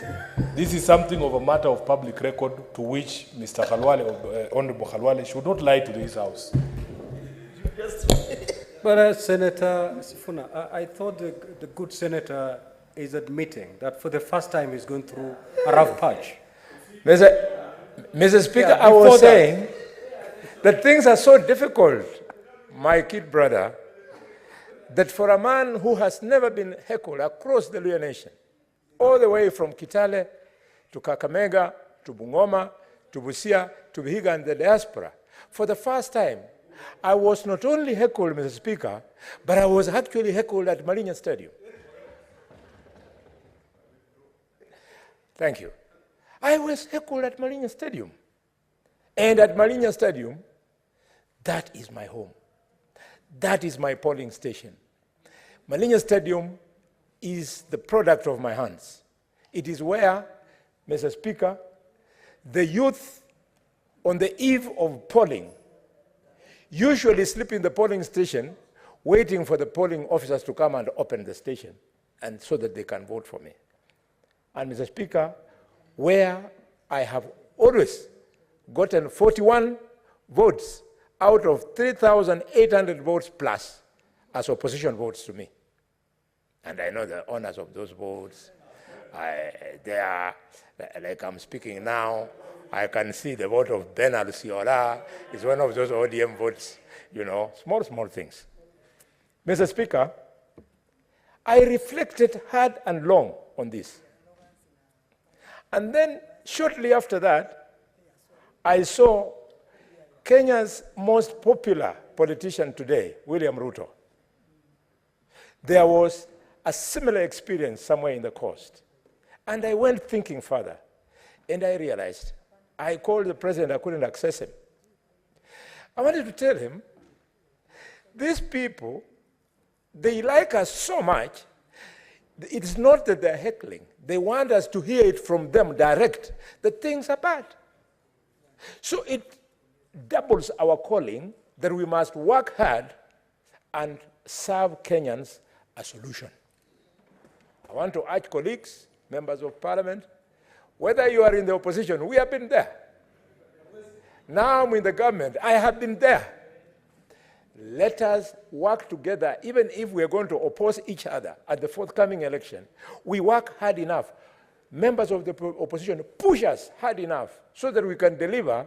We want to make sure that we come out of this confusion that, as we all know, was occasioned by 2 years of total lockdown on the global market, including, Mr. Speaker, Chwele market in the backyard of the senator for Nairobi, including Lubao market was locked, Kayeke was locked, Mutwapa was locked for 2 years. There was no business. So things will take a while before we recover. I was talking to an economist, Mr. Speaker, and he was telling me something. If it is wrong, Americans, please forgive me. But the economist told me, it was not the economist in the House, the center of Migori. He told me the Americans are the only ones who enjoy the monopoly of printing money. And during the COVID time, they printed dollars and were putting on the accounts of Americans so that Americans could be cushioned from the difficulties of COVID-19 at that time. And he was telling me, he could be wrong, I don't know, I'm just sharing with you a good story of two adults when they are seated in the usual place. He told me, what's happening is that the Americans now, they are mopping out those dollars from the market. And therefore, the exercise of mopping out has made it difficult for you to get dollars. Obviously, when on the market a commodity is hard to get, when on the market a commodity is in high demand, it is called the law of supply and demand, that commodity becomes expensive. That's why the Kenya shilling, we are spending more money to get the dollar. The moment we get it right, you'll have your time to debate. Senator Boni, what is the point of order, Senator Kenyo?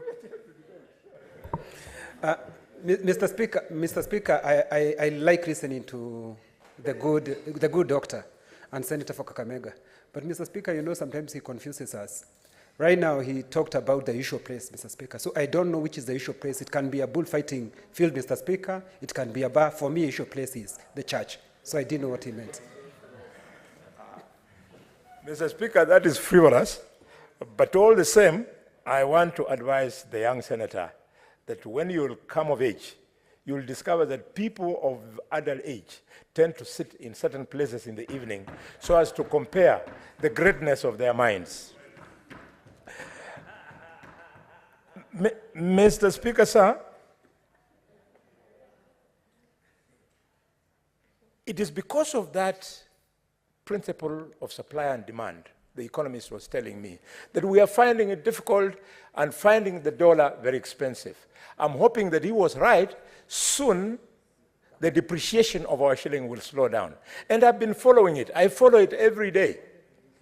It used to appreciate from the time we took over government. It was appreciating sometimes by 20 shillings, sometimes by 5 shillings, like that. But now it has gone down. In the last 3 weeks, Mr. Speaker, it has been depreciating by cents. Today it was at 0.6. Before we went for weekend, it was at 0.5. Earlier on, it was 0.3. So we're doing well. And we would like to encourage Kenyans that you allow the things that the president spoke to, that we put in place for us to ensure that our country recovers. And by the way, my dear colleagues, able friends from the opposition, we gave you a chance to tell Kenyans how you'd fix it. And you told us we were not doing it well. What were we doing? We were giving cheaper fertilizer. Now down from 7,000 to 2,500. And you told us that could not be the magic bullet. We said beat. So you called big rallies. And I want to thank you for standing down your rallies. And your idea of lowering the food prices was putting cooking pots and sufurias on your heads. That kind of science, as a scientific mind, I can only relate it to mental illness. How on earth? It is not possible. If that is how we are going to teach our children at home, then we might as well outlaw education in this country. Mr. Speaker, the president, therefore, deserves our kudos for his commitment to our citizens.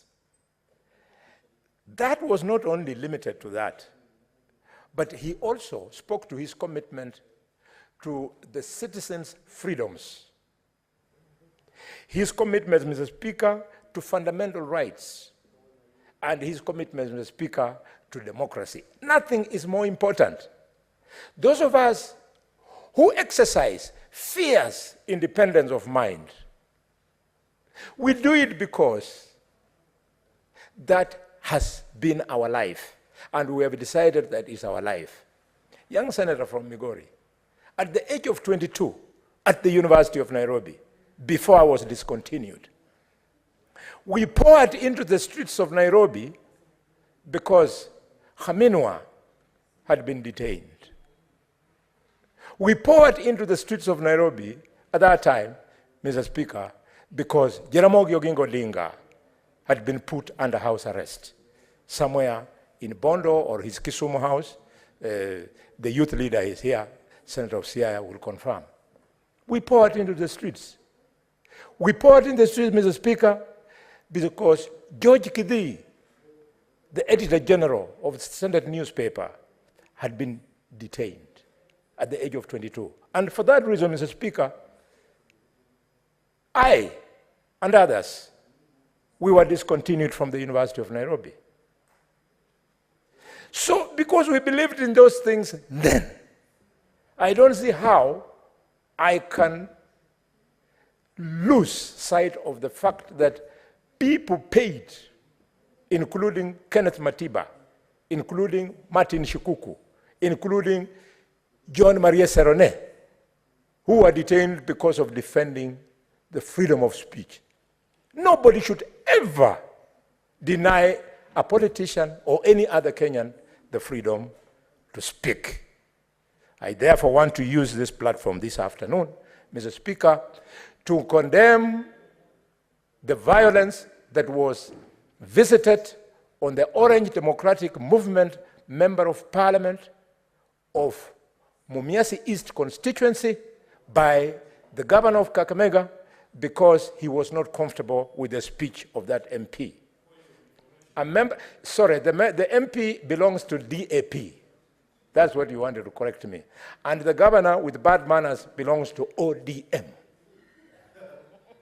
Mr. Speaker, we must condemn this. People must speak. How can you stop people from speaking? Mr. Speaker, the issue of freedom of speech is so fundamental that I have been arraigned in court in this country because of, you'll debate, relax. What is the point of order, Senator Eddy? Mr. Speaker, on a point of order on relevance. Mr. Speaker, the majority whip has been invited into this house on this floor to move a motion on the State of National Address by His Excellency William Ruto, the President and Commander-in-Chief of the Kenyan Defense Forces. Mr. Speaker, is Senator Boni in order to use this precious time of this wonderful house to discuss village politics and bullfighting? You know, Mr. Speaker, it's very disappointing because focus on what the president said. If you cannot understand what the president said or you don't have the confidence in defending it, then just sit down. The members of the House will help you because you're even confusing the entire nation. Senator Eddy, what is your point of order? You're not supposed to give a speech. Yeah, but Mr. Speaker, I wanted to find Senator Boni out of order to bring irrelevant issues and village politics in presidential speech. Let him move this speech and let him defend it as the majority whip. Thank you, Mr. Speaker. Senator Eddy, one of the aspects as contained in that particular speech by the president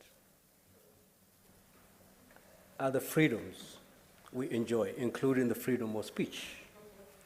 And that's why Senator Boni was giving an example. He's quite in order to do that. Proceed.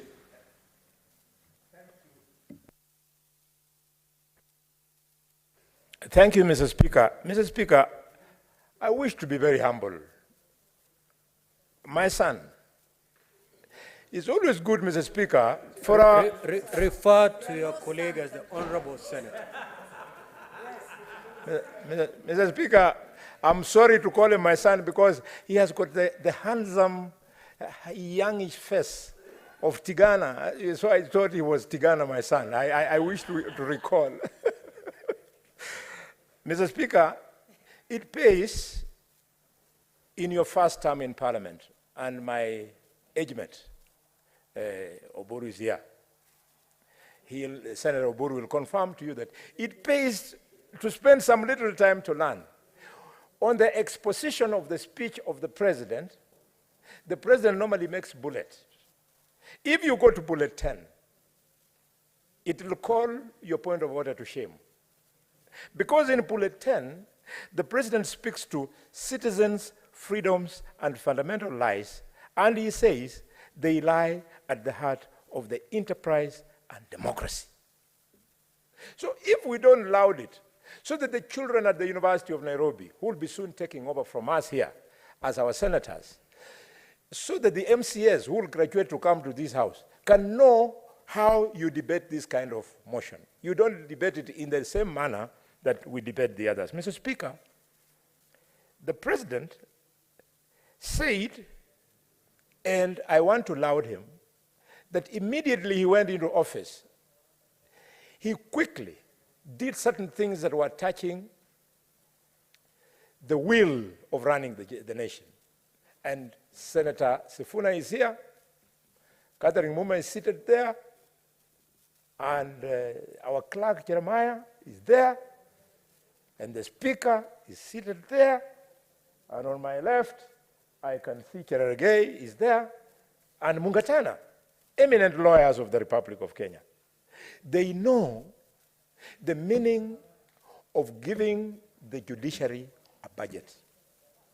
The president actually gave the judiciary 3 billion shillings immediate, and as if it was not enough, he instantly appointed 6 judges, including my own cousin,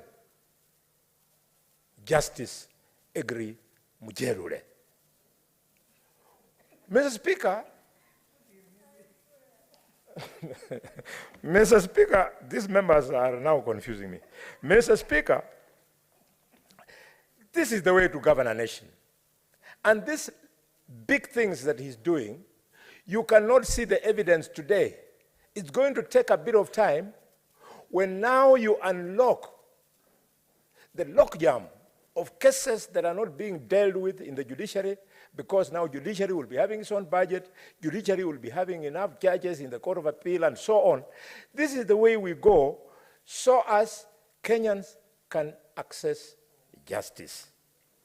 Mr. Speaker, it is important that we laud the president for speaking to the attempt to reverse the cost of high living. I will not go into details. He talked about fertilizer cost. He talked about housing. And in housing, we all know how it is going to help in making sure that the cost of living goes down. Mr. Speaker, I'm a farmer. I do sugarcane farming, and I do dairy farming, and I do maize farming. For a long time, I have been doing 18 bags of maize per acre. But because fertilizer was cheaper, I was encouraged. I used to avoid buying because I was making a net loss. But because it was only 2,500, Mr. Speaker, I was encouraged, and I'm glad that for the first time, I harvested, Senator of Siaya, 27 bags per acre. A huge difference. I can imagine if I was having a big farm, I would have actually taken my children, I would have paid the school fees at the university for my sons and daughters who are there, out of that. This is what we want to do for our economy. Speaking on the same maize, you go to Chitale, You go to Bungoma, you go to Lugari, you go to Trans Nzoia, you go to Washinigishu, it is a bittersweet. It is bittersweet. You know what has happened? Because we have produced more, again, the law of supply and demand has set in.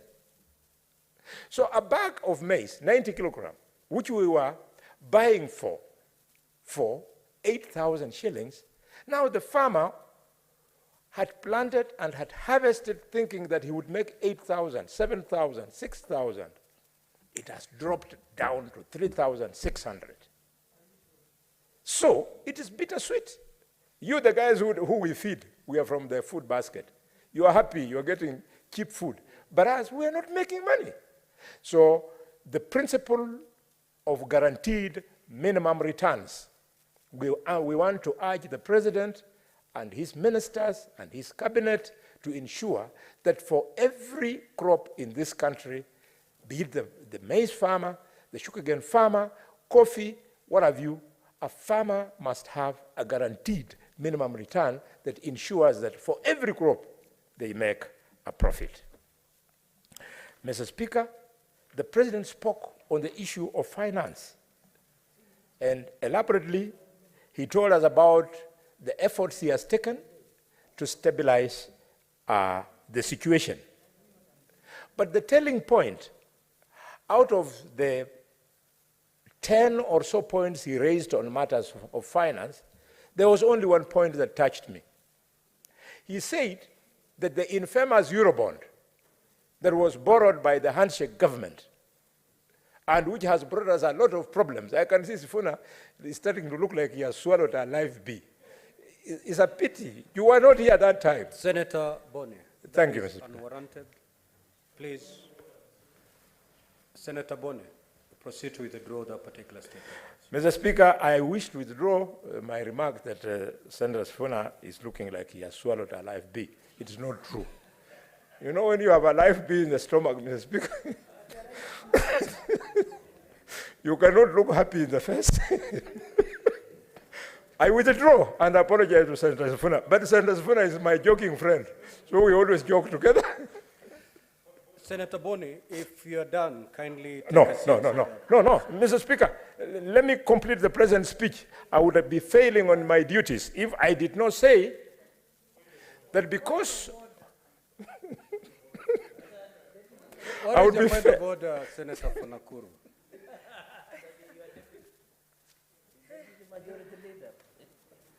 My good friend, Boni Halwai,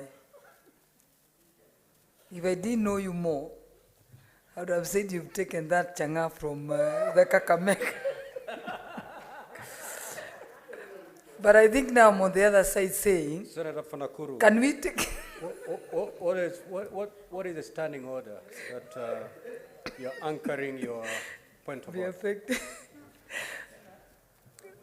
So can you take this matter very seriously, very, very seriously, because I think what we are talking about is very, very serious. That's what I can only say for now. Order, Senator Sifuna. Mr. Speaker, correct me if I'm wrong, but there has been a previous ruling of the chair that in fact there has never existed in the history of our republic a government called or known as the handshake government. In fact, we had a government formed by a party called Jubilee, in which the president was Uhuru Kenyatta and the deputy of the republic, or the deputy president of the republic was William Ruto. The Hansard will bear me witness, Mr. Speaker, that we have had this previous engagement, and the chair has directed that, in fact, there is no entity in the history of this country called the handshake government, and I would object strongly to those references to such government by Senator Khalwale in his submissions. Senator Boni, you know, the previous government was formed by a political party called Jubilee, which did 2 terms. I do understand that in the second term, the Jubilee government had a handshake with the party leader of ODM, but that does not qualify that particular government to be called a handshake government. The responsibility of whatever happened lied squarely with the Jubilee government.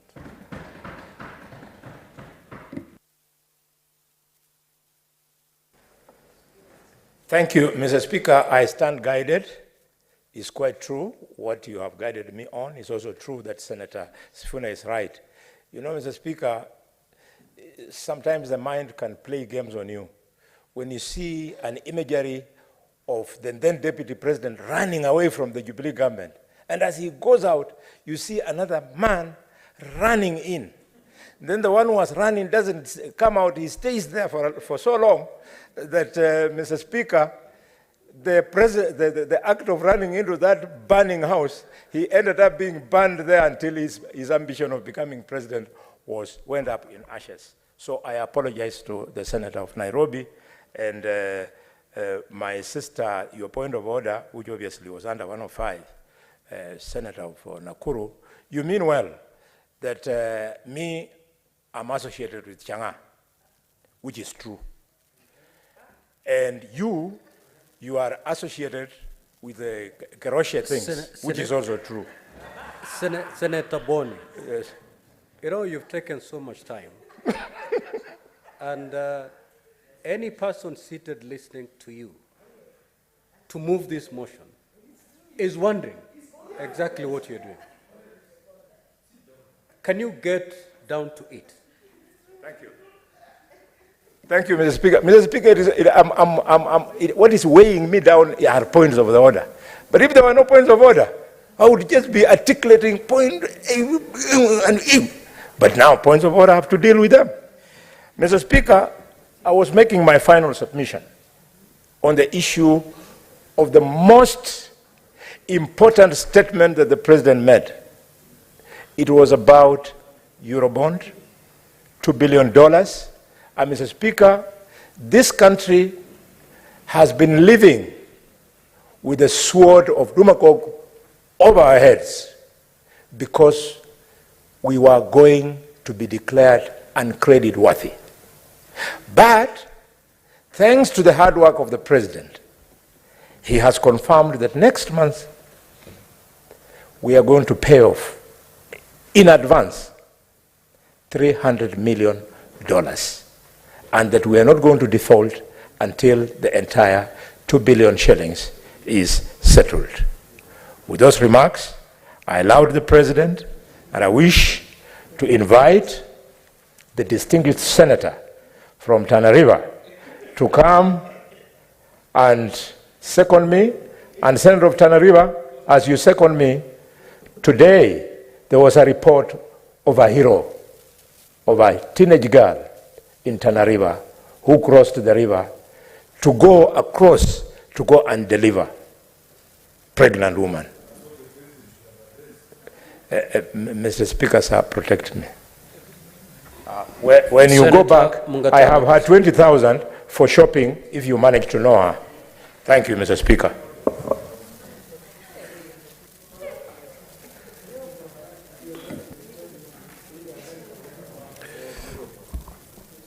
Bwana Spika, ningependa kuchukua nafasi hii kukushukuru kwa kupewa muda huu kutoa maoni yangu na kuunga mkono hoja ya mswada ambao uko mbele yetu kuhusu hotuba ya rais ambayo alitoa kwa mabunge yote mawili. Bwana Spika, mimi ningependa kusema mambo machache katika kuunga mkono hoja hii. Ya kwanza ni kwamba rais aliongea kuhusu hali ngumu ya maisha ya wananchi hapa Kenya. Na alisema kwamba gharama ya maisha imepanda, lakini yako na mpango. Na mpangilio alioelezea pale kwa wananchi ni kwamba hali ngumu ya maisha kwa serikali kung'ang'ana nayo ni kupunguza gharama ya chakula. na kama alivyoendelea kusema mheshimiwa mwenzangu aliyetoka hapa Khalwale, ni kwamba serikali ilipunguza gharama ya pembejeo kutoka 7,000 kwa kilo mpaka ikafika 2,200 na 500 kwa begi moja ya pembejeo. Bwana Spika, wananchi wanajua na wale wanaonisikiza ya kwamba chakula tukikikuza kwa wingi ndio tutapata nafasi ya kupunguza ile bei. Na ukweli ni kwamba Mwenyezi Mungu alikuwa pamoja na sisi wakati bei ya pembejeo iliposhuka, mvua zilikuja, na zilipokuja chakula kimepatikana kwa wingi. Na hata sasa wale ambao wanajua mambo ya ukulima, wakati wa mvua hii ndefu kidogo, watu pia bado wanapanda na tunategemea kuvuna tena chakula kingi. Kwa hivyo tunashukuru Rais kwa mipangilio yake ya kusaidia mkulima wa kawaida ili chakula kiwe kingi na bei ishuke chini. Bwana Spika, sisi kule kwetu Tana River hatusemi tu kwa yale ambayo yameahidiwa, tunasema kwa yale ambayo tumeyaona. Bwana Spika, Rais katika kampeni zake wakati alikuwa anatafuta kiti, tulipokuwa tunatembea kule, alisema mimi nikiingia nitahakikisha zile project zenu kubwa kubwa ambazo zinahusika na uzalishaji wa chakula nitazifufua, na hizo zitatusaidia kama Kenya. Na alisema tunataka hili bara la Tana River tuligeuze liwe mahali pa kutoa chakula pa kutegemewa zaidi hapa Kenya. Na Bwana Spika, sisi kule kwetu hatusemi kwamba ni ahadi, tumeziona, kwa sababu katika ile Tana Athi River Development Authority na ile project ya TDIP, Tana Delta Irrigation Project, ambayo tuko nayo, Rais amekamilisha ahadi yake na alianza kwa kupatiana milioni 450, na tukaanza kitu kizungu wanaita pilot project. Na hiyo pilot project, Bwana Spika, ekari 500 zimepandwa mchele. Na huo mchele sahihi, Bwana Spika, ukipita pale sehemu za Gamba, Sera, ukiwa unaenda hewani hiyo barabara, unaona mchele mahali ambapo ilikuwa ni bara hakuna kitu.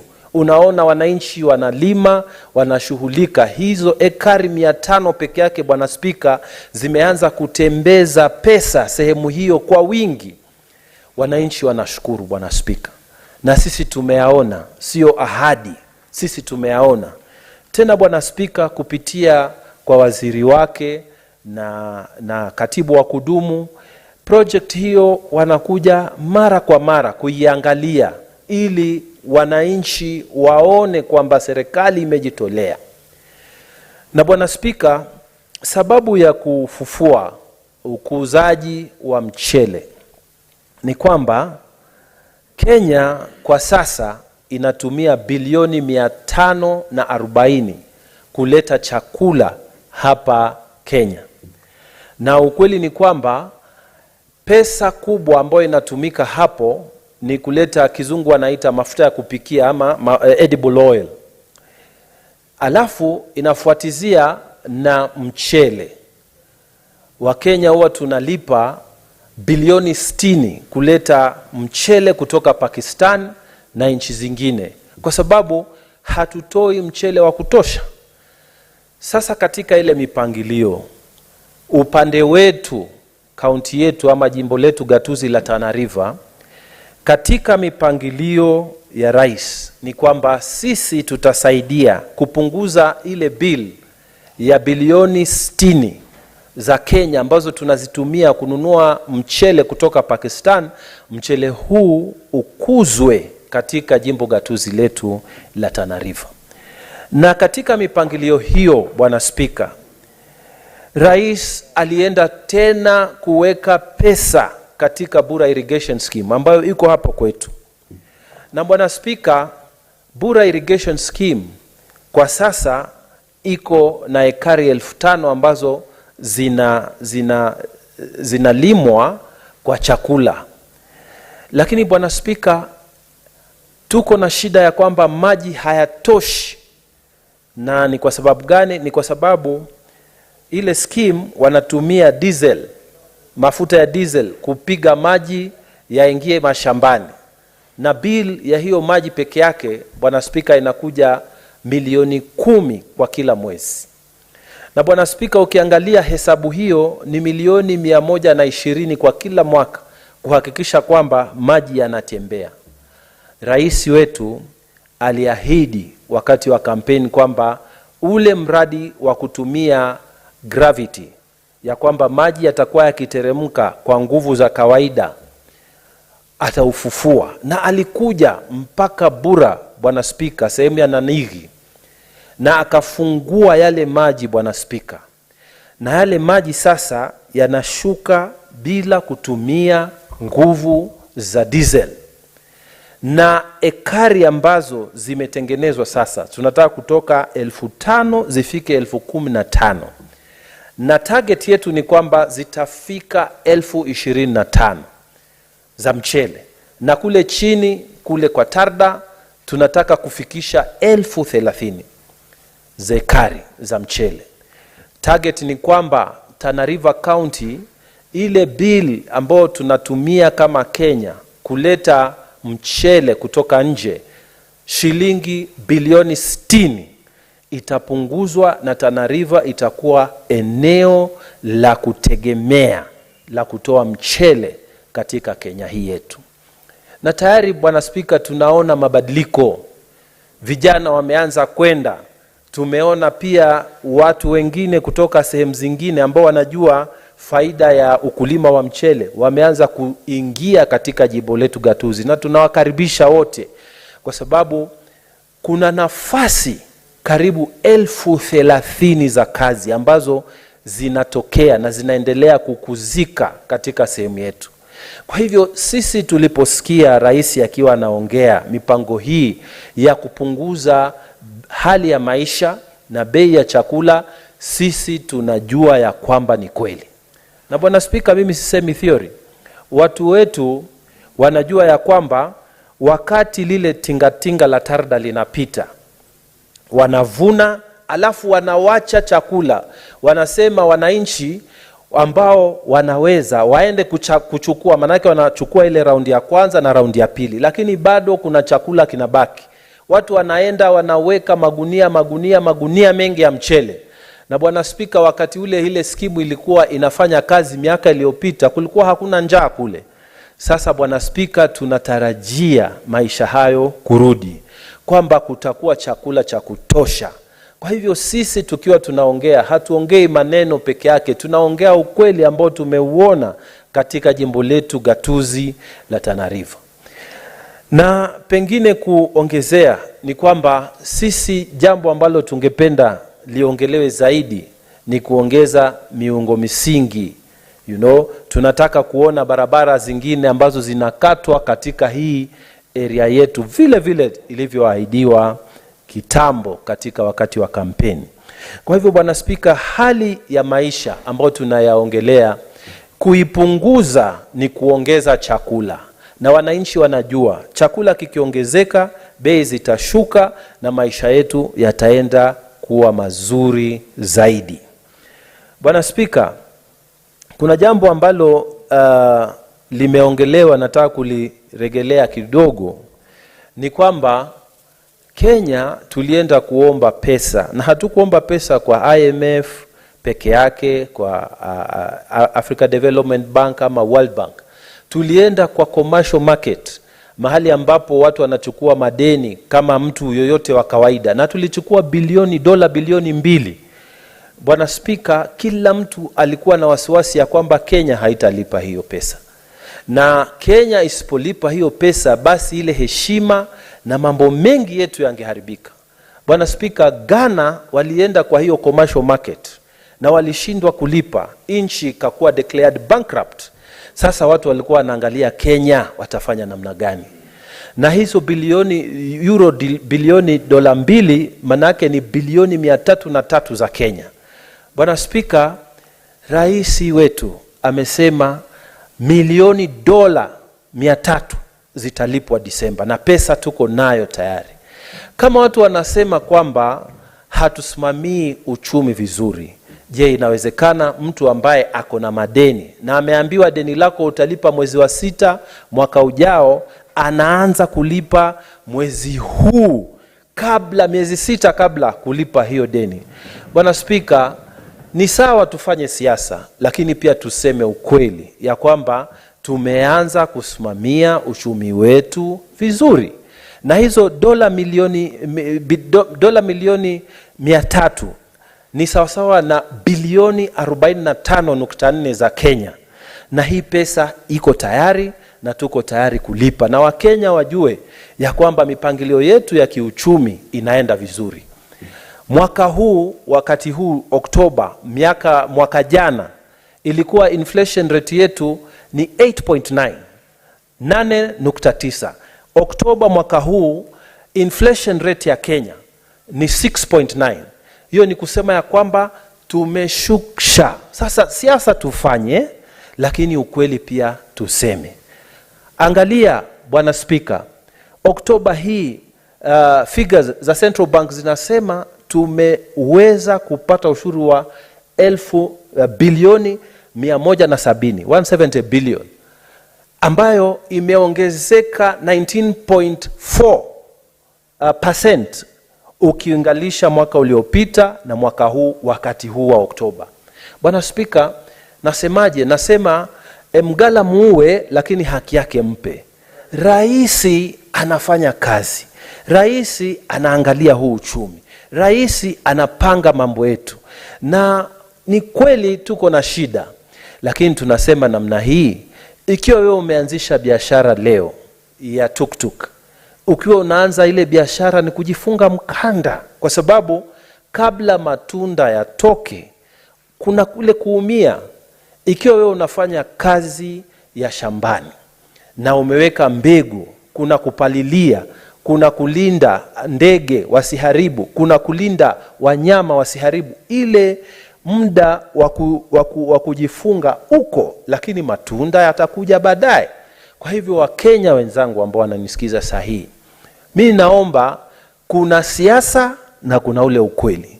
Ni kweli hali ni ngumu na hakuna mtu anakataa, lakini mipangilio ambayo ipo kwa rais huyu, na mimi nimemwaminia huyu rais, akija kwetu tumeona tofauti, na ninajua katika eneo za magatuzi mengine matofauti yanafanyika. Mwaka jana sio mwaka huu, na mambo yataenda vizuri. Mimi nawahakikishia, wakati mipangilio ya housing development itaanza kufanya kazi, wakati mipangilio ya universal healthcare itafanya kazi, wananchi wenyewe wataona ya kwamba rais huyu alikuwa anatupeleka vizuri, Bwana Spika. Kwa hivyo, kwa hayo mengi, naomba kuunga mkono hoja hii ya hotuba ya rais. Asante sana Bwana Spika. Honorable Senators, I now proceed to propose the question.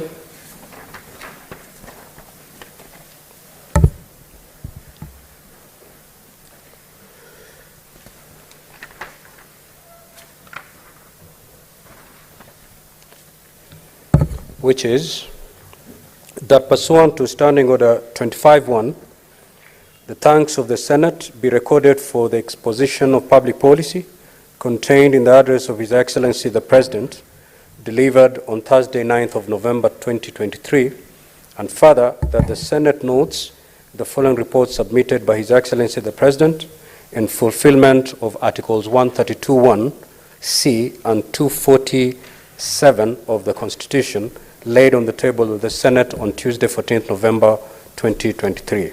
1.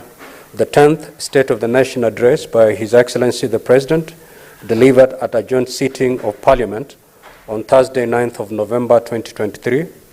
2. The 10th Annual Report 2022-2023 on the measures taken and progress achieved in the realization of the national values and principles of governance.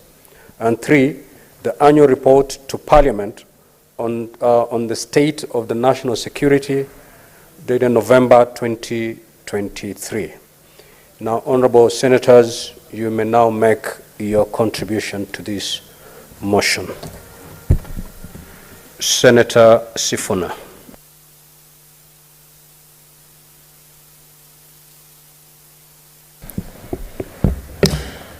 Thank you, Mr. Speaker. Mr. Speaker, I think by now, because you've presided over this House for over a year, you are aware of the character of most of us in this House. Mr. Speaker, in your communication about the President's address, you reminded this House of the requirement of the standing orders that in an address to the House, the head of state shall be heard in silence. Now, Mr. Speaker, knowing myself and knowing the President, Mr. Speaker, I chose not to attend the President's address to the National Assembly because I knew for a fact that at the first instance where I felt he was giving misleading information to the country, I would not be able to manage myself to keep quiet. I would have been strongly pushed to say something. And Mr. Speaker, I would have run afoul of the rules of this House. And although the Speaker of the Senate might be lenient because they know me, I was not very sure about the Speaker of the National Assembly, whether he would extend some of the courtesies that you have extended us in this House. Mr. Speaker, I suspected that if I went for that speech, I probably would be serving now an expulsion from the House for a minimum of 6 months. And I will go into the reasons why, Mr. Speaker, I did not trust the head of state to paint the true picture of the state of the nation. In my mind, Mr. Speaker, the state of the nation is the state of the people. Senator Mungatana has spoken very eloquently here about the state of the creditors of this country, that the creditors who gave us money during Eurobond are happy they are going to be receiving their payment. He should be asking himself, how many Kenyans are still able to service their own debts?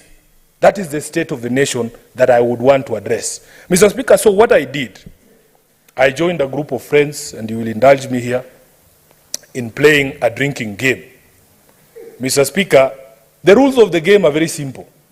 Every single time you thought that a statement that was untrue, or even partially untrue, from the head of state, you had to take a shot of whiskey. Mr. Speaker, needless to say, by the end of the president's speech, we were extremely inebriated because of the half-truths and open lies that we believe the president told before the House of Parliament. And I will get into the specifics. Mr. Speaker, my expectation has always been that during a State of the Nation address, because the Constitution requires it. What is your point of order, Senator Mungatana? I know the Honorable Sifuna could be very passionate, but is the use of the word open lies, referring to the speech by His Excellency the President, parliamentary? And if not, can he withdraw and restrict to parliamentary language, Mr. Speaker? Senator Sifuna, I think the use, you can still express yourself without necessarily using such words that may not be parliamentary. Mr. Speaker. And I know exactly, you understand exactly what I'm saying. Mr. Speaker, replace every time I've used the word open lies with untruths or misleading or what other synonym is there? Yeah, I think I do not mean not factual. Or non-factual, yes, Mr. Speaker, and I will demonstrate point by point what I thought was not factual or was misleading.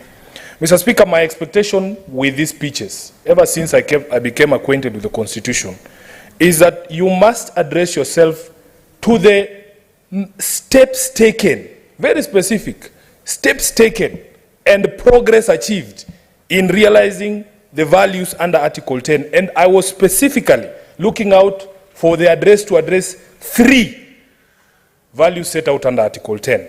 The first one, Mr. Speaker, is national unity and inclusiveness, which I will take together. Mr. Speaker, we live in an era where we are being told every single day that in fact, if you did not vote for this government, you have no shares in this government, and that you should expect nothing at all.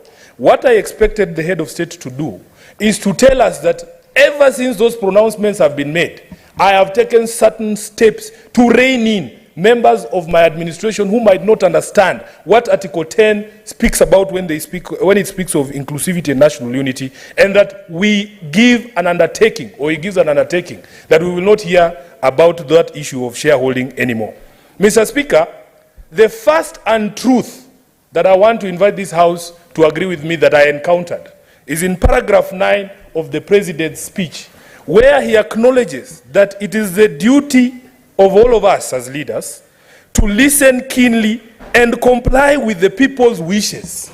Now, that is where I took my first shot, Mr. Speaker, because I know for a fact that Kenyans have spoken over many, many policies that this administration has put in place, including the taxation measures that have been imposed through the Finance Bill of 2023, but this government has chosen to ignore the people's pleas and in fact to do the exact opposite of what the people have been asking it to do.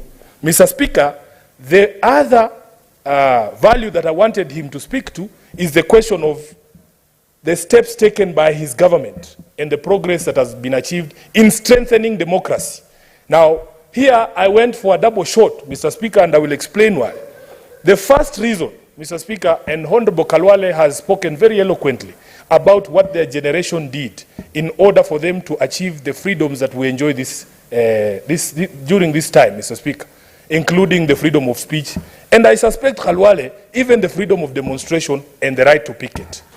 I saw myself, leaders of the church, being bludgeoned here. As a child, I saw those pictures of Reverend Joya in the streets here being bludgeoned by police officers just because he was exercising his right to protest.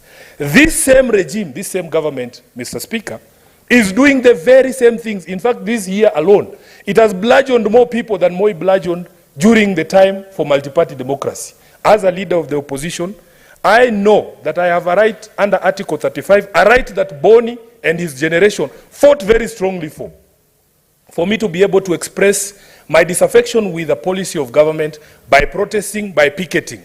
Now, I don't know how I can define picketing for my brother, Honorable Khalwale, but picketing includes putting a sufuria on your head. That sufuria on my head is not the solution I'm proffering, because I had proffered a solution that at the moment, because Kenyans are going through a difficult time, Mr. Speaker, please retain the subsidies. Please do not increase the taxation on fuel. Those are the proposals that came from my mouth, Mr. Speaker. So that when you see me putting a sufuria on my head, that is not the solution. That is me picketing and drawing your attention to the solutions I'm proffering. But you have refused to listen to the people of Kenya. And yet the president would come and stand before the hallowed House of Parliament and say that he acknowledges that as a leader, he has a responsibility to listen to the people of Kenya. Mr. Speaker, contrary to what many people believe, I actually admire Senator Khalwale, because I have studied his history.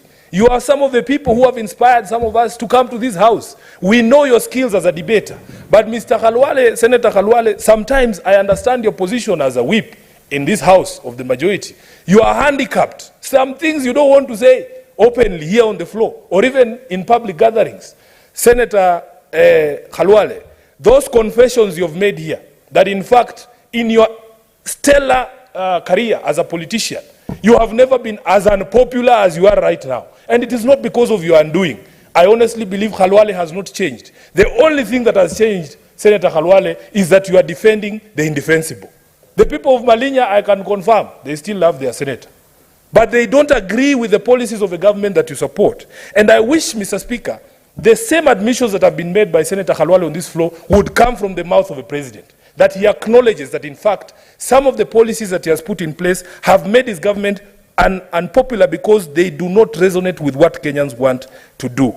Mr. Speaker, let me now come to what I consider untruths, misleading statements about the state of the nation. Mr. Speaker, the president spoke about many things, and these matters have been fact-checked by many people, including reputable media houses here. on if indeed what he was saying is true. Let me start by the easiest, because, Mr. Speaker, outside there, I'm known as the permanent representative of the people of Kenya on matters of unga. And it is because, as a lawyer, I think I am an authority on food. Mr. Speaker, the president said in his own speech that a packet of flour, maize meal, is now retailing between 145 and 175. And he added a very clever rider, depending on the brand, down from 250. Mr. Speaker, I want to submit to this House that that statement is in fact not true. I have conducted my own research in supermarkets here in Nairobi. The average price of unga is still 200 shillings for a packet of 2 kgs. And this is something, because we host you here in Nairobi, you are welcome to do. Mr. Speaker, in previous arguments, I have tried to convince this Senate that in fact the definition of food security includes a reference to people's preferences.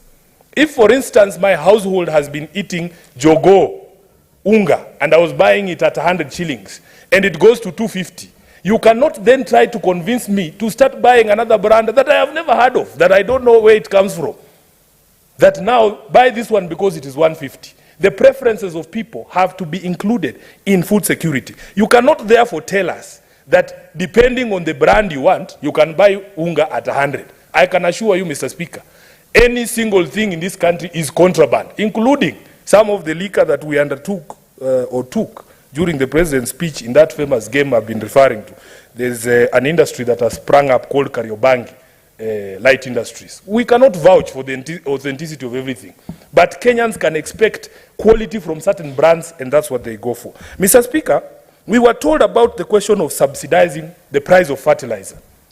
Now, it is public record that in fact some of this subsidized fertilizer came to this country as a donation from the government of Russia. And this is something that the government of Russia confirmed to us publicly. If you receive something for free, you cannot tell us you have reduced its price. It's that simple. You got it for free. You cannot tell me you have reduced its price.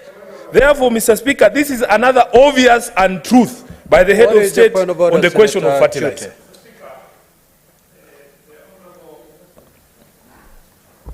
Honorable Senator is misleading this House.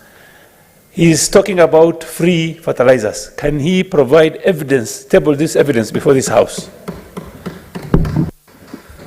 Senator for Nairobi, can you substantiate your claim?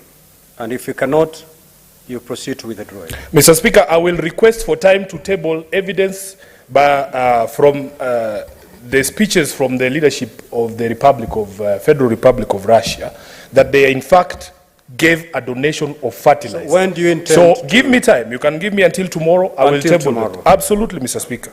Let me proceed to something else that I consider. What is the point of order, Senator Boni?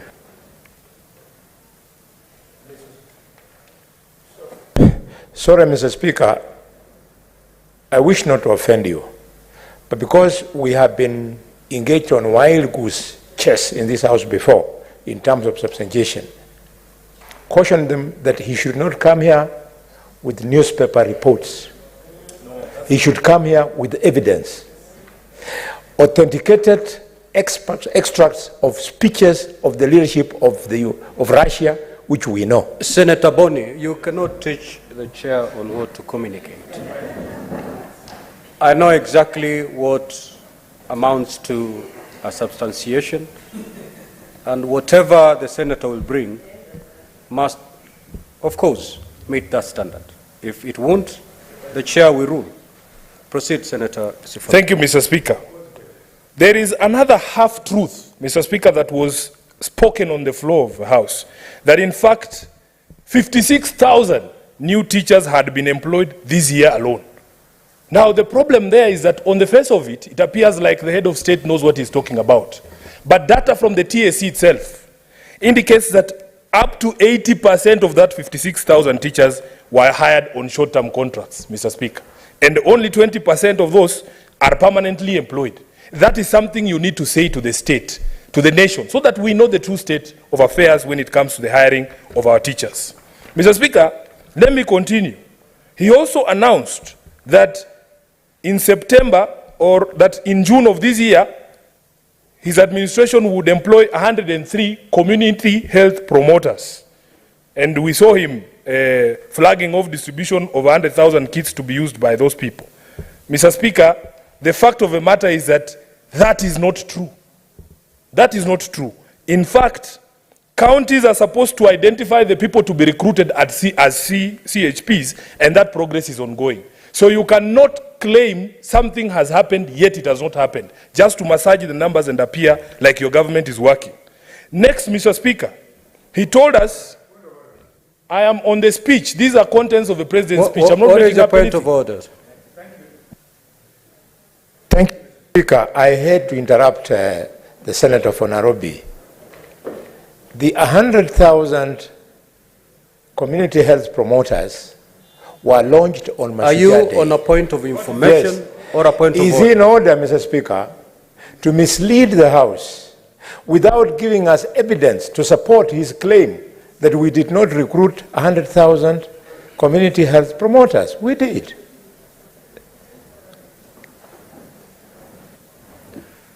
Mr. Senator Speaker, Sifuna, is your assertion factual? Mr. Speaker, I represent a county. If indeed... I represent a county. Senator Sifuna, if it's factual, let it form part of those factual claims that you Please, I will substantiate whatever is required for me to substantiate, because, Mr. Speaker, the truth is the only weapon we have against the lies that are there in the world. Mr. Speaker, let me go to the question of recruitment of healthcare workers. Told us 20,000 healthcare workers have been employed. This one is also not true.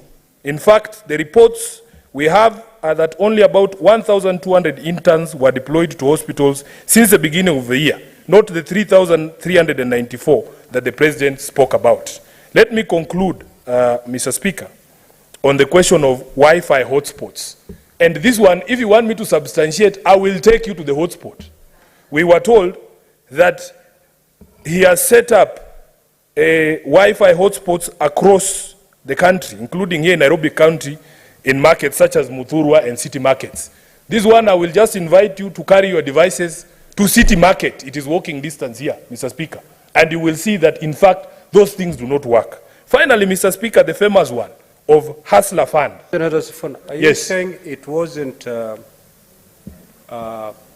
it's not working, or it wasn't provided? Mr. Speaker, I have told this House on previous occasion that, in fact, I was there.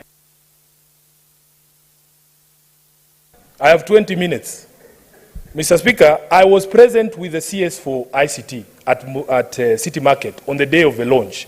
Weeks later, I was being called by traders there that that thing no longer works, and that is the current situation today. Mr. Speaker, let me finish with the question of the Hustler Fund. First, people need to understand one thing, that what Mama Mboga needs is the purchasing power of their customers to grow or to be retained at the level at which it was. It is pointless for you to give Mama Mboga a loan to expand, quote unquote, their business, and yet you are raiding the pockets of our customers in a way that it is impossible for them to spend money at Mama Mboga's stall.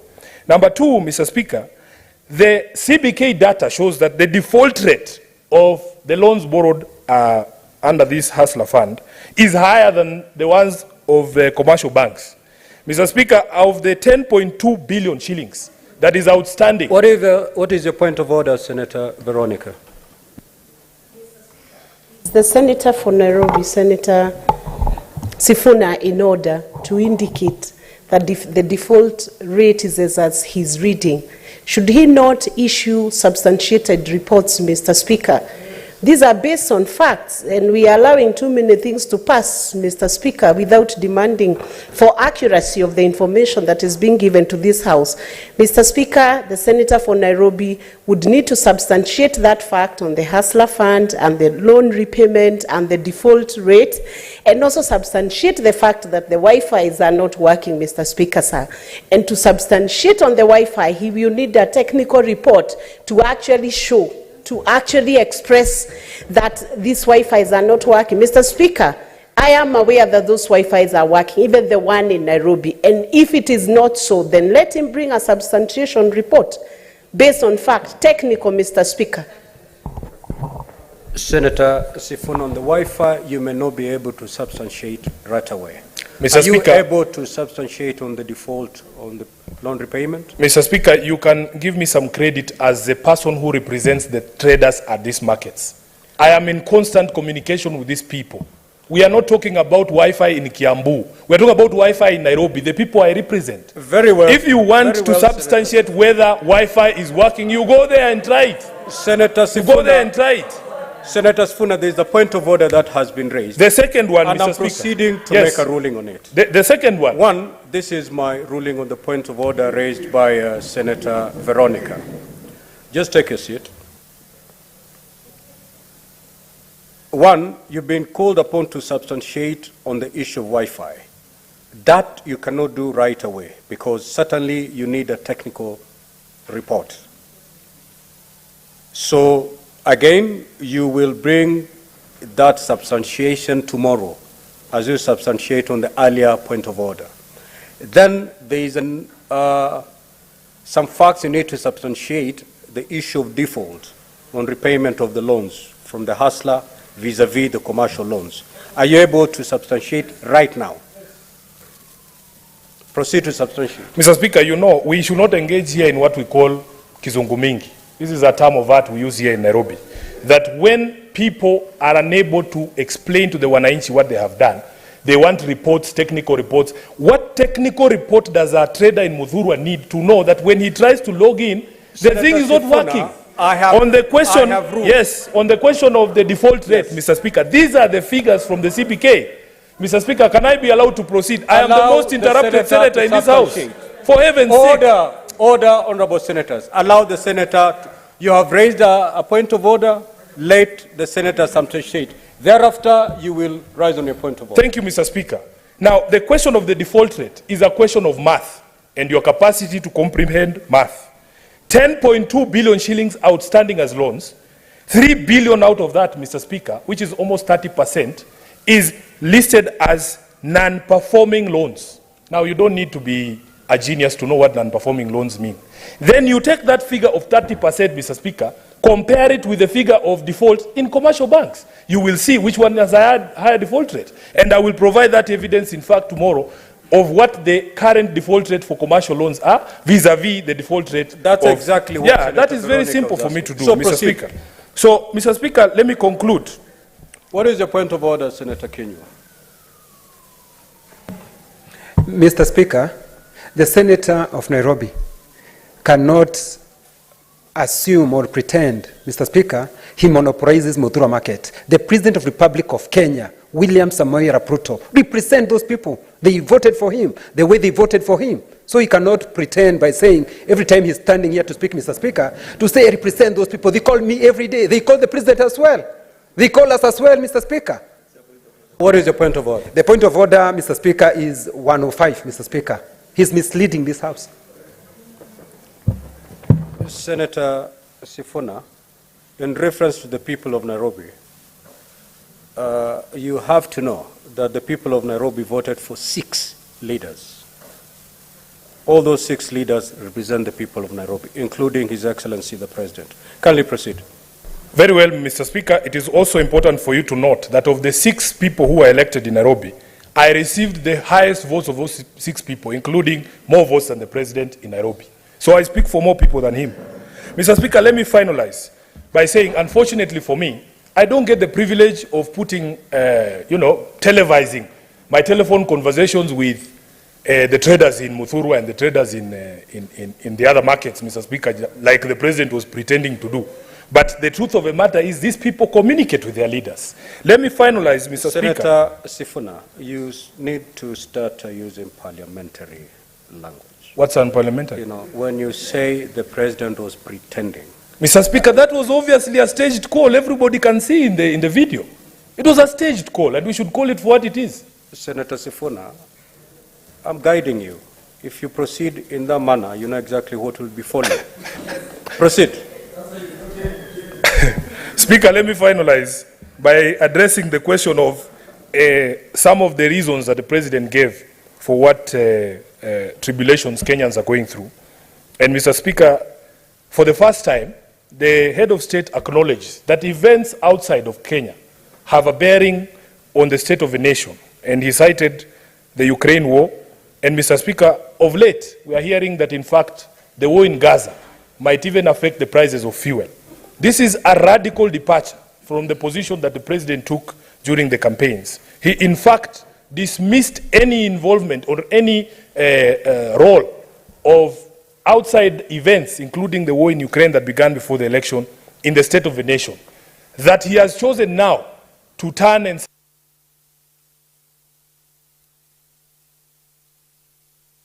Senator. No, we took note of those objections. Senator Roba. Thank you very much, Mr. Speaker. I rise to support the statement of the President.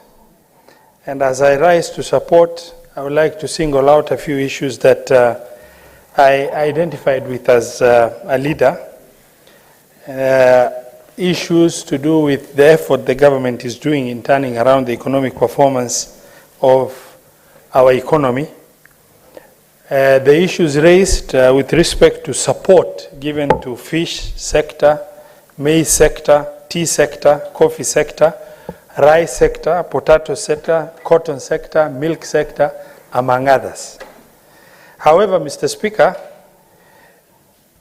even though this is the statement of the President and a government statement, where I stand, the government stands, in the interpretation of the government in my head starts with the people I represent, that is the people of Northern Kenya.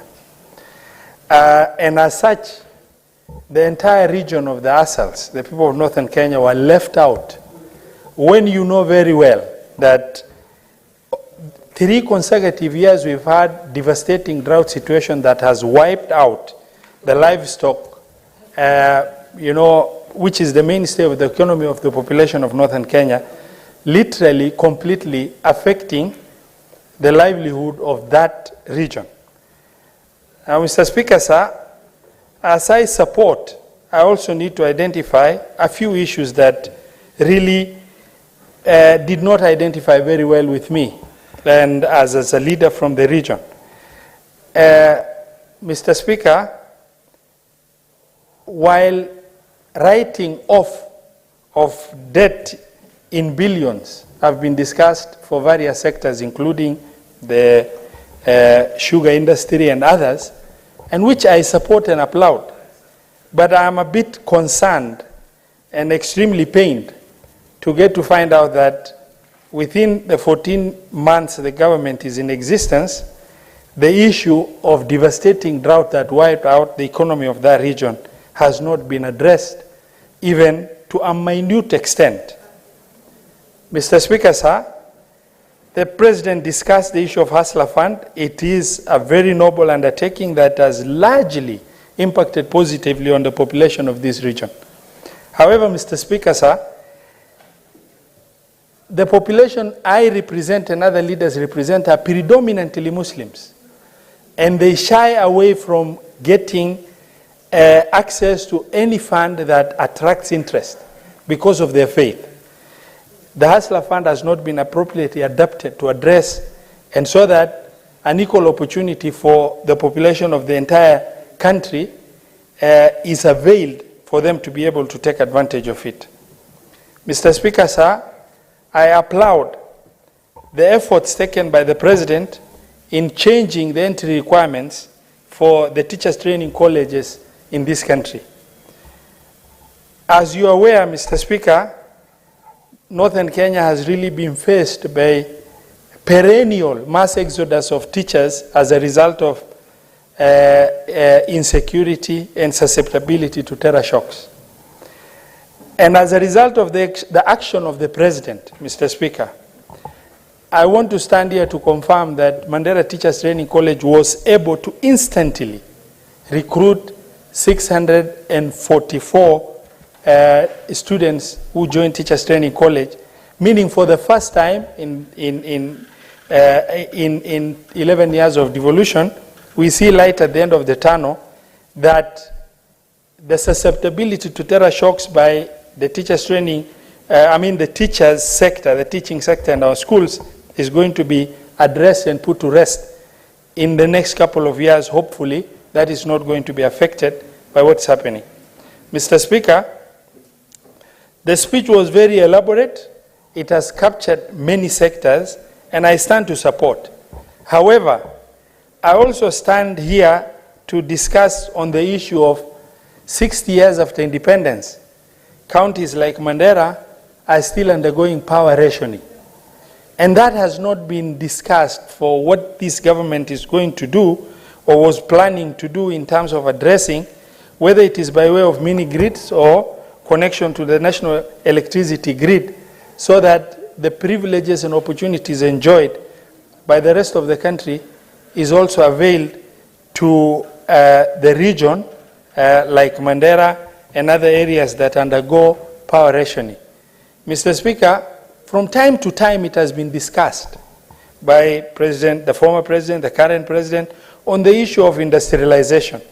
But there are enablers of industrialization that need to be facilitated by the government. Two of those enablers is the road infrastructure, connecting that region to the national road network. The other enabler is connection to the national electricity grid, so that the price of power is equal or closely matches the national average in this country. And Mr. Speaker, it's very sad that as we speak, Mandera County is undergoing power rationing 60 years after independence as it is, and equalization fund that was doubted to address that has not been implemented. Even the appropriated equalization fund of 2022-2023 has not been credited to equalization fund account as it is, and as such we continue suffering with that situation. Mr. Speaker, sir, just today on the platform, the information platform of Gate 411, it was announced that CS Kindiki, the Cabinet Secretary for Interior and Coordination of National Government, announced as at today, what is reported, not unreported, 46 people have been lost to flash floods from the ongoing El Nino devastation that is ongoing. Mr. Speaker, sir, as we stand to listen to the President, and it's very unfortunate the President was misinformed, and he stood up to say that El Nino is no more, and I know the head of Meteorological Department has apologized for that misinformation. However, in the State of Nation address that is supposed to touch and create and give hope to population of this country, roads have been cut off in regions where we come from. And flooding has really affected hundreds of thousands of the population in our region as a whole. And the President's speech fell short of creating hope and discussing the impact that El Nino phenomenon is causing in our region. Mr. Speaker, sir, I rise to support the entire speech as I share the gaps in the speech. And thank you very much, Mr. Speaker. Senator Christo. Senator Sige.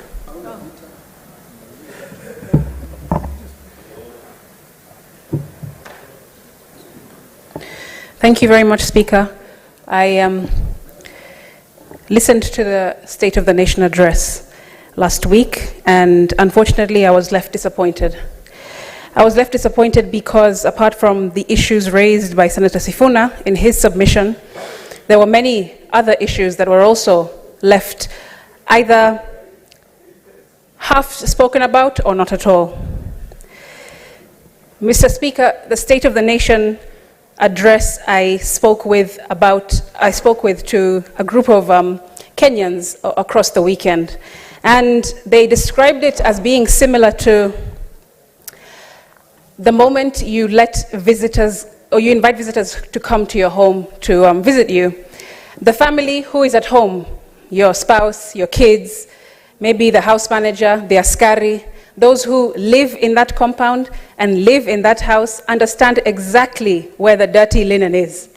They know exactly every nook and cranny in that household. But when visitors come along, everything is hidden. Things are put under the carpet, things are hidden behind shelves, you find the shoes inside the microwave, you find t-shirts thrown behind the headboard in the bedrooms.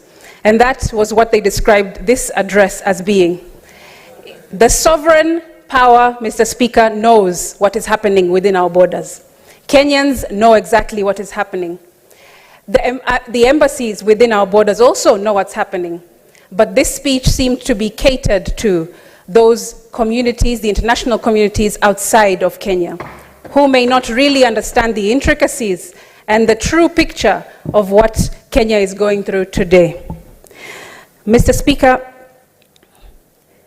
I also want to reiterate what has been said here, which is a quote taken from this address. It says, "Our duty as leaders is to listen keenly and comply with the people's wishes."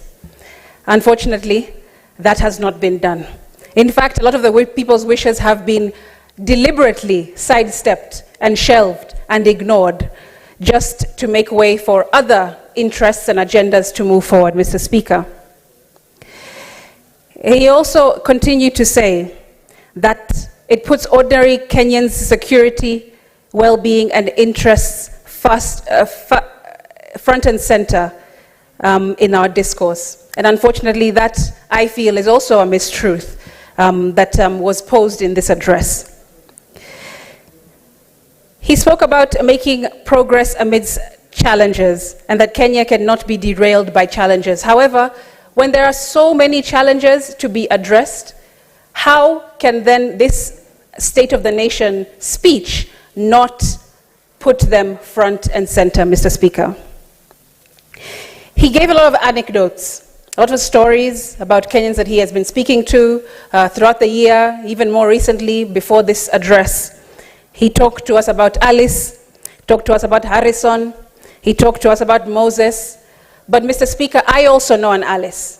There is an Alice who is a mother to a child with neurodiverse disability in this country. And she complains that there is no support, no framework that is actually assisting and aiding her as a caregiver to her child with neurodiverse disability. I also know an Alice, and she was disappointed by this address. I also know a Harrison, Mr. Speaker. Harrison is a musician who has given his life and creativity to uplift this country and hold our flag high, not just within the country, but outside. And now Harrison, in his elderly age, is in Mombasa. He has acquired a disability and is not able to provide or fend for himself through his creative skill and talent of music. And he complained that this speech was extremely wanting because it made no mention of the creative economy and how the government has done nothing until today to support creatives in the way that they should be supported. I also know a Moses, Mr. Speaker, a Moses who decided that his only recourse was to leave Kenya and to look for work outside, and went to the Middle East to become a trader. He trades fruit and vegetables in the Middle East, and that was his only saving grace in trying to continue making a living and sending money back home. But unfortunately, he too was disappointed by this speech because no address was made about Kenyans' plights, the Kenyans in the diaspora, or any issues in that regard. People have told me that this bottom-up economic transformative agenda is true to its word, but in a way that maybe the government is not admitting to. It seems like money is being taken from the bottom and is being moved up, and that is the only way that people in my communities and those that I've been speaking to see this BETA really looking like on the ground for them. Money is being moved from the bottom and taken up. Mr. Speaker, there was no mention, once again, about disability inclusion and mainstreaming. Last year, when the president opened Parliament, he made no mention of disability matters, nothing about inclusion, nothing about diversity at all. When he made appointments to different positions afterwards, after the address last year in opening Parliament, he gave no opportunities, and none that fit the quota of 5% as per our constitution to persons with disabilities. And last week in this address, he again failed to address the needs of persons with disabilities, the shortcomings, the steps that he has taken through his government to caretake for this very vulnerable but extremely powerful minority group in the country. Mr. Speaker, I'll give you an example of today. Today I was in the street just out here outside of Parliament. I was walking with a group of street vendors with disabilities who have been thrown out of the CBD by the county government askaris. And they complain that they have been given no space to trade. They're small goods, selling sweets, selling sodas, selling water. And our own officers in this county have been harassing them, have been frustrating them, and have pushed them out of the CBD. Even though, according to our constitution, we absolutely have a right to be in these spaces and trading. Mr. Speaker, there were 100-odd people with disabilities who are vendors in this city, and they were complaining and brought a petition even to this House, and also to City Hall, and also to the County Assembly, trying to get an audience with the county government through Governor Sakaja, who has been, in their account, ignoring them because it's not the first time. They were there last week and they were tear-gassed. Imagine, Mr. Speaker, a group of earnest, hard-working people with disabilities who are just trying to make a living, trying to do the best that they can with the little that they have. Because, as I said before, we have to work twice as hard to get half as far in this country and in any space in this world as people with disabilities. And still, what do we get in return? We get the boot from our own government and our own county government and our own authorities, telling us that we do not have space or time or the right to be in the CBD and trade. That was not addressed. And these are some of the issues that I wish, and unfortunately, have been completely ignored by the President and the Executive in this address. Mr. Speaker, there was another place that there was no mention of, Mr. Speaker, that I'm disappointed in. Fuel, electricity, the national outcry regarding KRA in the airport. Nothing regarding the 2/3 general rule.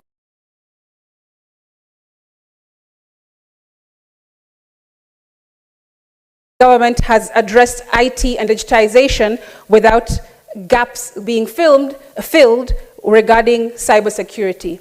None of those things were addressed. Absolutely, I want to, unfortunately and very painfully say that there are millions of Kenyans who are dissatisfied and disappointed in this address. Mr. Speaker, it was extremely short. They say that it's the shortest address that has ever been given. And I, at the beginning, wondered why. But as I continued to listen, as I continued thereafter to speak to people, real people, the way that the President says that he also spoke to real people, as I did my research, I also found that there are millions of people with disabilities, youth, women, and Kenyans across this country who are also disappointed. And that is the true state of the nation. I thank you. Senator Abbas.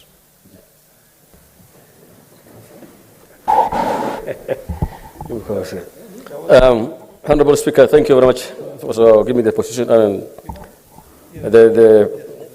allow me talking. Honorable Speaker, I want to support the speech of His Excellency the President. Actually, it was very commendable. It was well thought about and well spoken. Short and precise. However, there has been a lot of concerns. When you go out there to the public, you can hear that the people of Kenyans were expecting that the President should have talked about, the immediate issues that really affected the life of the people of Kenya. I.e. that the fuel cost, the high taxations, the floods ongoing. As you're aware, half of this country now is actually marooned by water, especially in northern Kenya. People have now been all stand all over. There's food scarcity now. The vehicles cannot be able to move. All the farms have been destroyed. Animals cannot even graze because everywhere it has been covered by water. And then I think we expected the president to say about the emergency issues, that interventions, that people are going to require support. They need to require, the Ministry of Transport to go there and roads. At least they can open up the roads, but that has not happened. And also, one other thing that I want to commend the president is that, in the agriculture sector, I think that thing has put a lot of emphasis on the agriculture sector.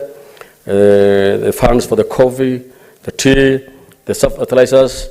But one other thing that has been left out, in the pastoral areas, about 15 million Kenyans depend on livestock. And actually, livestock economy actually not well improved since independence. In the past, they used to have livestock banking systems. Animals have been sold on time. People used to pay their school fees. They used to depend on animals. But however, because of the current drought, many animals died and perished last time. But we expected at least a program to recover from the drought. That we expected that pastoralists of northern Kenya expected them to be at least be told. The way the farmers in the coffee farmers and the maize farmers have been given subsidies and given supported. We also expected that we should be able to get some subsidy, support, financial support, where people's livelihood can be regained. People the farmers are given animals to restock and money for restocking, drugs, because as it is now, because of the floods now, we expect a lot of the animal disease to occur. Rift Valley fever might not, I think it might be there. Many other diseases, livestock diseases, and even human diseases. That we expect, people to get a lot of issues, diseases to come up. And I think we need to have at least immediate measures to intervene. One other thing I want to talk about is actually that the timely debt to the government, I think that is commendable. That I think the president and the leadership of the government is under the leadership of His Excellency the President is taking so much concern on unpaid debts and accrued debts and all these things. And now that in the speech that we have been told that the president is saying that he's at least paying the money, the country is paying the money owed by the various donors and the various creditors. I think it's a very good move. This country is actually dwelling with a lot of debts, and we need to reduce our debts so at least we can be able to start fresh and be able to improve our GDP and our economy. One other thing is actually I want to comment is that the savings, the hustler fund, and all these things are a very good move. However, this has not trickled down so much in the rural areas, especially in far-fetched areas in the northern Kenya, that we are not beneficiaries of those things because of the religious aspect, and that these things involve some interest, and because of that, I think most of the people in northern Kenya are not benefiting out of this money. So I think we need to have a model that will be able to accommodate all Kenyans, so that at least we can be able to all Kenyans can benefit. One other thing I want to say is that transformation of education, that actually is actually a wonderful thing, because as we talk now, because of the Al-Shabaab issue and these things, Kenyans, the northern Kenya people, especially in Wajir, Mandera, Garissa, and Marsabit, never used to have teachers for the last, I think, almost 5-7 years. All the teachers who have been recruited have run away. But of course, as a result of the intervention, now we are able to recruit teachers now. And you are hearing, as my colleague said from Mandera, the senator from Mandera, that the council have taken up initiative to train their own teachers. And I think now there are almost 2,000 students who have already joined the training colleges and universities. So at least by the time in the next 5 years, these counties will be able to have enough teachers in their own. I think this is a good move. I think one other thing is that I want to comment is that the cluster issues that have been obstacle to the training of teachers has now been moved, and subject clusters are not there now. Anybody with C+ can now do a diploma, and I think this has given us a leeway for us to train our own teachers and enough teachers. I think that's a very commendable thing. One other thing is, which is actually raising concern, the student-centered financial support. This is a very good actual move. However, this has not been well done because we need to do more study. We need to see how effective this will be, because I'm seeing there's a lot of concerns and complaints from the students who have joined university right now. They're all stranded and they cannot be able to pay their fees. Most of them are almost dropping out. I think we need to look to go back to the drawing table so that at least we can be able to know how best this thing can be, people can benefit, the student can benefit. As it is now, I think there's no clarity on the whole issue. One other thing is the universal health care. This is a wonderful move. I think the Afya Nyumbani is a very good move, whereby 100,000 community animal workers have been, community health providers have been trained and actually deployed. However, we need to give them at least enough facilities. You know, some of the areas in the northern part is actually so much undeveloped. The roads are actually a problem. Like this time, you can hear, this morning I was seeing in the paper that where a mother who was in labor had to swim across a river to go and listen, to get support to deliver. And I think so that mother has taken risk with her child. And I think that should have been in the river, and I was really impressed. But however, we need to get at least enough facilities to promote and to facilitate these health workers. One other thing is we need to them to the storage facility for those drugs should be provided. And all in all, Honorable Speaker, one other thing is actually that we need to address is actually this country needs to heal, this country needs to come together, this country needs to move forward. And I think that is an aspect that the President has not said much about it. And one other thing is actually the biggest challenge we have. If you go out today, this government is almost getting unpopular because of, the high cost of living. I think the President should have addressed and actually said at least how we want to handle this, the high cost of living. With those few remarks, I beg to support. Senator Muma. Thank you, Honorable Speaker, for the opportunity to contribute. Honorable Speaker, can Senator Cherargei and sit down? He always causes chaos when he comes to this house. Honorable Speaker, this is a very important issue. Senator Cherargei, who purports to love the President, should listen in when we are making our comments on this speech. It's very, very important. Honorable Speaker. Senator Cherargei, what is your point of order? Mr. Speaker, 105 on responsibility of facts.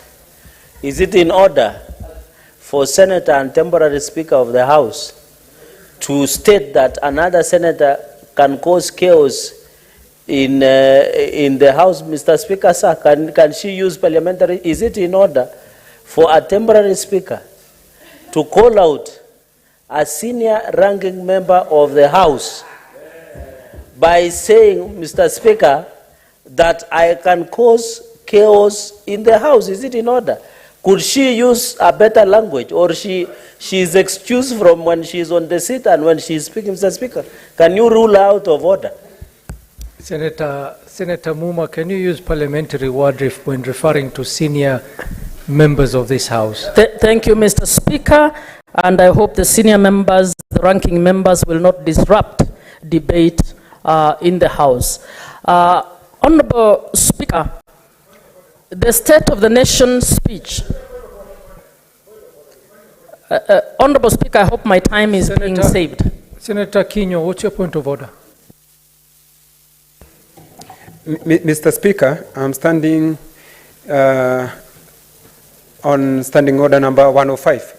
Mr. Speaker, I listened to Senator Muma saying that Senator Cherargei, who pretends to love the President, should sit in and listen. So I'm wondering, how does she know that she loves the President or not, Mr. Speaker? Should substantiate that, Mr. Speaker. Honorable Speaker, I didn't say pretends, I said purports. So I'm sure it is up to him to tell the House whether he loves the president or not. I would know. I have no way of telling that. Honorable Speaker, can I proceed? Honorable Speaker. Order, Senator. The Senator will be heard in silence. Honorable Speaker, the State of the Nation address is a constitutional requirement. Senator Cherargei, what is your point of order? We need to leave Senator Muma to... I hope you're saving my time, please. Stop her time, Mr. please. Speaker, you know the procedures of the House we must stick to. When the Speaker orders you to withdraw and apologize, the good senator has not, she has just continued making others say, I would have expected her to request that the word chaotic should be struck out from the answer. That is the fair process of... Very well, Senator. Yes, that is what I am requesting. It's not a very hard thing I am requesting so that it does not reflect on the answer. Mr. Speaker, and for the purpose of record, I love the president more than Jesus Christ. So you don't need to get worried. Honorable Speaker, I would want to withdraw the word chaos, causing chaos, and replace with the word disrupting the House. Very well. Which I did. Honorable Speaker, the State of the Nation address is a constitutional requirement on accountability by the presidency to the people of Kenya on how the government of the day is carrying out its responsibilities in relation to the people of Kenya. Mr. Speaker, particularly how the government is ensuring that the values and principles provided for in Article 10 are being taken care of. Mr. Speaker, in paragraphs 9 and 10 of the President's speech, he reiterates this responsibility. In Article 9, he said the transformation of our economy is not only desirable and important, but it is also necessary and an urgent. And the people of Kenya have made this clear at every opportunity. And he continued to say our duty as leaders is to listen keenly and comply with the people's wishes. Mr. Speaker, how I wish that you would lead by example, by listening to what the people of Kenya are saying at this time. I would have hoped that the President, at the time he was reading the speech, would have listened to the cries of Kenyans about the cost of living in this country. Honorable Speaker, in Article 10, he made reference to the citizens' freedoms and fundamental rights. He did not speak to the whole stretch of it, but we know that the entire of Chapter 4 guarantees certain rights to the citizens of Kenya. Honorable Speaker, among these rights are the basic rights to ensure that people live in dignity. Mr. Speaker, the state of the nation is that many families are not able to make ends meet. The state of the nation is that many families are not able to educate their children anymore because levies have been put on since this government came in place that have made it difficult for many families to afford tertiary education, to afford secondary education, to afford primary education. Mr. Speaker, the state of the nation at the time we spoke is that we have rogue departments that have decided to levy taxes left, right, center that are making the poor poorer and stressing those who are doing business in Kenya. Mr. Speaker, to increase the charges on a birth certificate, on an identity card, on marriage certificate, on death certificate, on acquiring of a passport, on reclaiming citizenship for Kenyans who are born abroad, on Kenyans who are on goods of Kenyans who are coming in, including second-hand goods that people are coming in with from abroad. Mr. Speaker, that is where the state of the nation is. Kenyans are being taxed left, right, center, whether they are dead or alive, whether they are in the womb or in hospital. That is the state of the nation, Mr. Speaker. I would have loved to hear the President pronounce himself on this issue, particularly on why the Department of Immigration has decided to, without following due process, levy charges on fundamental rights. Mr. Speaker, access to the ID is a fundamental right. Paying 2,000 for an ID will make the difference as to whether a child will go to university or not. Our children are finishing Form 4. Many of them will need to acquire IDs. Many of them will require those IDs before they get help. What this government has done is to say that if you come from a poor family, forget about university education. Mr. Speaker, that is the state of this nation. Mr. Speaker, many businesses are closing. Many businesses are crossing over to Tanzania because they cannot afford the taxes in Kenya. That is the state of this nation. And I would hope that those close to the President, the friends, and others will allow him to actually get in touch with the people to understand what is going on, in order for him to truly understand what the state of the nation is and do something about the impact of his taxation policies on this nation. Mr. Speaker, Senator Cherargei, what is your point of order? Mr. Speaker, I raise understanding order number 98, standing order 103, 105, in responsibility of statement of fact. You know, even if this is a debate about the presidential speech, it is very unfortunate, but the senator has stated that Kenyans who want to go to university should forget it, because she is alleging that on the issue of school payment in the universities. Yet she is fully aware that the university model or the university payment model is being reviewed. Is it in order to allege that the government is not allowing people to go to university simply because they do not have money? Yet Higher Education's Loan Board, like 2 weeks ago, Mr. Speaker, sir, money was released for students who are ongoing in various universities. Is it in order as a responsibility? And number two, she has alleged that businesses are crossing to Tanzania. Does she have the facts to clarify our assertion, Mr. Speaker? Even if there is to substantiate, even if you are debating on the presidential speech, it does not mean that you use the floor of the House to mastering the government. I know it's the work of the opposition to do it, but they should do it constructively and with facts. Mr. Speaker, is she in order? Senator Muma, on those two issues, are you able to substantiate on what you have said? Mr. Speaker, please give me time. I will actually bring information that is actually should be within access of Senator Cherargei. How much time do you need, Senator Muma? Within this week, I will actually submit that. I'll be able to submit on the issue the of fees.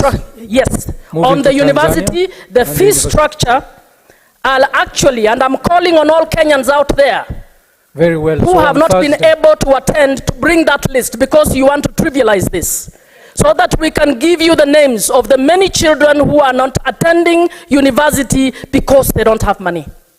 We will actually bring that list. And I'm asking Kenyans out there, please bring the names. I know some.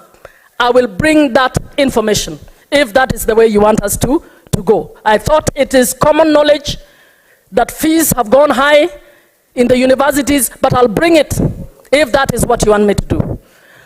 Mr. Speaker, the issues I'm speaking to is not because I'm opposition. Unfortunately, even children of those who voted for the president are facing the same fate. Unfortunately, families of Kenyans across board, regardless of who they voted for, regardless of their gender, regardless of their tribe, are suffering the same fate of the high cost of living. Mr. Speaker, that is the state of the nation. And it is important that we tell the president the truth so that the president can pause and review and think through. Can we keep moving forward on the basis that this country should actually be driven by the rich as we leave the poor behind? Can we even afford that? This is a government that purportedly stands for the poor. It must be able to lift the poor. All I'm saying, I did not hear the president speak to these issues. I would have liked to see the president speak to these issues because, Mr. Speaker, that is the state of the nation. We are not in a good place. I thank you, Mr. Speaker. Thank you. Senator Kinyua.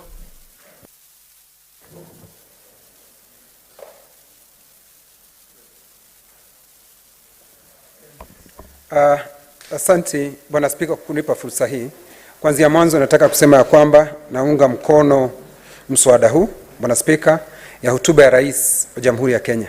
Bwana Spika, na ijulikane wazi, Rais mwenyewe alisema kinaga ubaga. Yeye anajua ya kwamba maisha ni mangumu. Ndio, lakini kuna ile mikakati ambayo imewekwa kuangazia kwamba Wakenya hali yao ngumu ya maisha inazingatiwa Bwana Spika. Kwanza kabisa Bwana Spika, bei ya pembejeo Bwana Spika imepunguzwa kutoka shilingi 7,000 Bwana Spika mpaka shilingi 2,500. Bwana Spika, kisa na maana ya kufanya hivyo ndiposa bei ya chakula iweze kupungua. Bwana Spika, wakulima hivi sasa sehemu zile ambazo tunategemea sana kwa hali ya ukulima Bwana Spika, wamesema ya kwamba wameweza kupata mazao maradufu Bwana Spika. Na ni kweli Bwana Spika, ukiangalia sehemu nyingi unaona ya kwamba Mungu naye alitujalia kwa mvua Bwana Spika, na mazao yameendelea kuwa mazuri Bwana Spika. Bwana Spika, jambo lingine ambalo nataka kumpa Rais kongole ni alipoteuliwa kama rais. Jambo la kwanza alifanya Bwana Spika ni kuteua majaji ambao walikuwa wamependekezwa na tume ya majaji Bwana Spika. Na hilo lilikuwa ni jambo zuri sana Bwana Spika. Na hakukomea hapo Bwana Spika. Aliendelea na askari polisi wetu ambao Bwana Spika hawakuwa wakijitegemea, walipewa hela zao wenyewe waweze kuwa wao ndio wanafanya mipango wao wenyewe Bwana Spika, bila kutumia vile ilikuwa hapo awali Bwana Spika, wakienda katika taasisi zingine za serikali Bwana Spika ndio waweze kupata hela zao. Hilo Bwana Spika ni sababu la kujivunia. Na Bwana Spika, sisi kutoka Laikipia Bwana Spika, ninaweza kusema peupe kimasomaso ya kwamba sisi tumeona hayo mambo yakileta amani na utulivu, kwa sababu sisi Laikipia usalama ulikuwa ni donda sugu Bwana Spika. Tulikuwa kila wakati tunavamiwa na hawa majangili na hawa wezi wa mifugo Bwana Spika. Lakini Bwana Spika, serikali imejitolea, na nataka kumpongeza rais kwa sababu alisema ya kwamba kuliongezwa wale polisi wa ziada Bwana Spika. Laikipia sasa inapoongea na wewe Bwana Spika, tuna zaidi ya askari wa hakiba zaidi ya askari 500 Bwana Spika. Na hilo ndilo jambo ambalo nasema ni sisi kwetu ni afueni Bwana Spika. Kwa hivyo Bwana Spika, nikiendelea kusema, kwa sababu hata tukiwa na barabara nzuri namna gani Bwana Spika, hata tukiwa na hospitali nzuri namna gani Bwana Spika, lakini kukose usalama Bwana Spika itakuwa ni kazi bure. Kwa hivyo nampongeza rais kwa mimi kama senator wa kutoka Laikipia kwa hilo jambo nzuri kwa mambo ya usalama, na akasema wazi ya kwamba hao wezi wakora majambazi wa mifugo watafuatanwa na wao Bwana Spika mpaka kuwe na utulivu ulioko, na wale askari walioko huko, askari polisi, askari jeshi, askari uhakiba, hawatatoka Bwana Spika, wataendelea kuishi huko Bwana Spika. Bwana Spika, jambo lingine ambalo napenda kupongeza ni ya kwamba tayari kulikuwa kumechukuliwa, nchi hii yetu ilikuwa imekopa pesa ambazo ndugu yangu Mungatana alisema Eurobond Bwana Spika. Na rais alisema vizuri kabla hata ya siku zake mwezi wa 6 mwaka ujao Bwana Spika, yeye amesema ya kwamba Disemba hii Bwana Spika, tayari serikali ya Jamhuri ya Kenya italipa dola milioni 300 Bwana Spika. Hilo ni jambo ambalo tunaona serikali inaendelea kuwa dhabiti Bwana Spika, kwa sababu Bwana Spika, hawezi ukalipa deni ikiwa wewe si dhabiti Bwana Spika. Kwa hivyo Bwana Spika, na ni vizuri kulipa madeni yako Bwana Spika ulionayo Bwana Spika, kwa sababu tayari tulikuwa tumechukua zaidi ya dola bilioni 2 Bwana Spika. Bwana Spika, kwa rais alihakikisha wakati tulipokuwa tukizunguka Jamhuri ya Kenya tukiomba wananchi kura Bwana Spika, rais alisema ya kwamba atazingatia jambo linaitwa Hustlers Fund Bwana Spika. Na wakati huu tunapoongea na wewe Bwana Spika, zaidi kama mwezi jana Bwana Spika, zaidi ya bilioni 36.8 zilikuwa zimechukuliwa na wananchi wa Kenya Bwana Spika, hawa ambao tunaita hustlers ama walalahoi Bwana Spika, tayari wakichukua hela hizi na zinasaidia katika shughuli zao za biashara Bwana Spika. Na vile vile wameweza kuweka akiba ya zaidi ya bilioni 2.3 Bwana Spika. Kwa hivyo Bwana Spika, mimi napongeza vile ambavyo rais alikuja kupatiana hotuba yake na kulenga mambo ambayo ameweza kufanya na mambo yale ambayo serikali inaendelea kufanya Bwana Spika. Hakukomea hapo Bwana Spika. Kwa mambo ya elimu Bwana Spika, serikali imeajiri zaidi ya walimu 50 na zaidi ya walimu 56,000 Bwana Spika. Na hilo ni jambo zuri Bwana Spika, ambalo sisi na wanafunzi watajivunia, kwa sababu kumekuwa na shida katika nchi yetu ya Kenya. Na hakutoka tupate uhuru Bwana Spika, hakuna wakati walimu wameweza kuajiriwa wengi zaidi ya hiki kiwango Bwana Spika. Kwa hivyo tuna kila sababu ya kumwambia rais anaendelea vizuri na analenga ndipo Bwana Spika, naendelee vivyo hivyo Bwana Spika. Bwana Spika hajawacha mambo, kwa sababu alisema tulipokuwa tukitembea Bwana Spika na tukiomba kura kwa wananchi ama wakati wa siasa Bwana Spika, shida iliyoko kubwa, na ndio ukweli, shida iliyoko kubwa katika Jamhuri yetu ya Kenya ni wa vijana wetu Bwana Spika kukosa ajira. Bwana Spika, rais ameleta mfumo wa kujenga nyumba ambazo watu wanaweza kununua Bwana Spika. Na hizi nyumba Bwana Spika zitaweza kusaidia wananchi wa vijana wetu Bwana Spika, kwa sababu vijana wetu ndio watakuwa wakitengeneza madirisha Bwana Spika katika sehemu za jua kali Bwana Spika. Vijana wetu ndio watakuwa wakitengeneza milango Bwana Spika. Vijana wetu ndio watapatikana pale wakifanya haya mambo, hata kama ni mambo ya kuweka hizi nyumba maji, kuweka stima Bwana Spika, na hiyo itaweza kupatia vijana wetu ajira, kwa sababu vijana wetu wengi hawachagui Bwana Spika kazi, bora wapate pesa. Na hizi nyumba ambazo Bwana Spika zitatengenezwa katika kila sehemu ya nchi ya Kenya Bwana Spika, hasa ukienda tayari zitaanza kutengenezwa pale Nanyuki mahali kunaitwa Yadi Bwana Spika, na najua hivi karibuni rais wa Jamhuri ya Kenya ataenda kufungua hizi nyumba, na najua ningependa kuambia vijana wetu wa pale Nanyuki na Laikipia wakae chonjo wakingoja kwanza kazi zitapatikana na tutaweza kufanya zile kazi Bwana Spika. Kwa hivyo nina kila sababu ya kusema ya kwamba naunga mkono mswada huu wa hotuba ya rais Bwana Spika.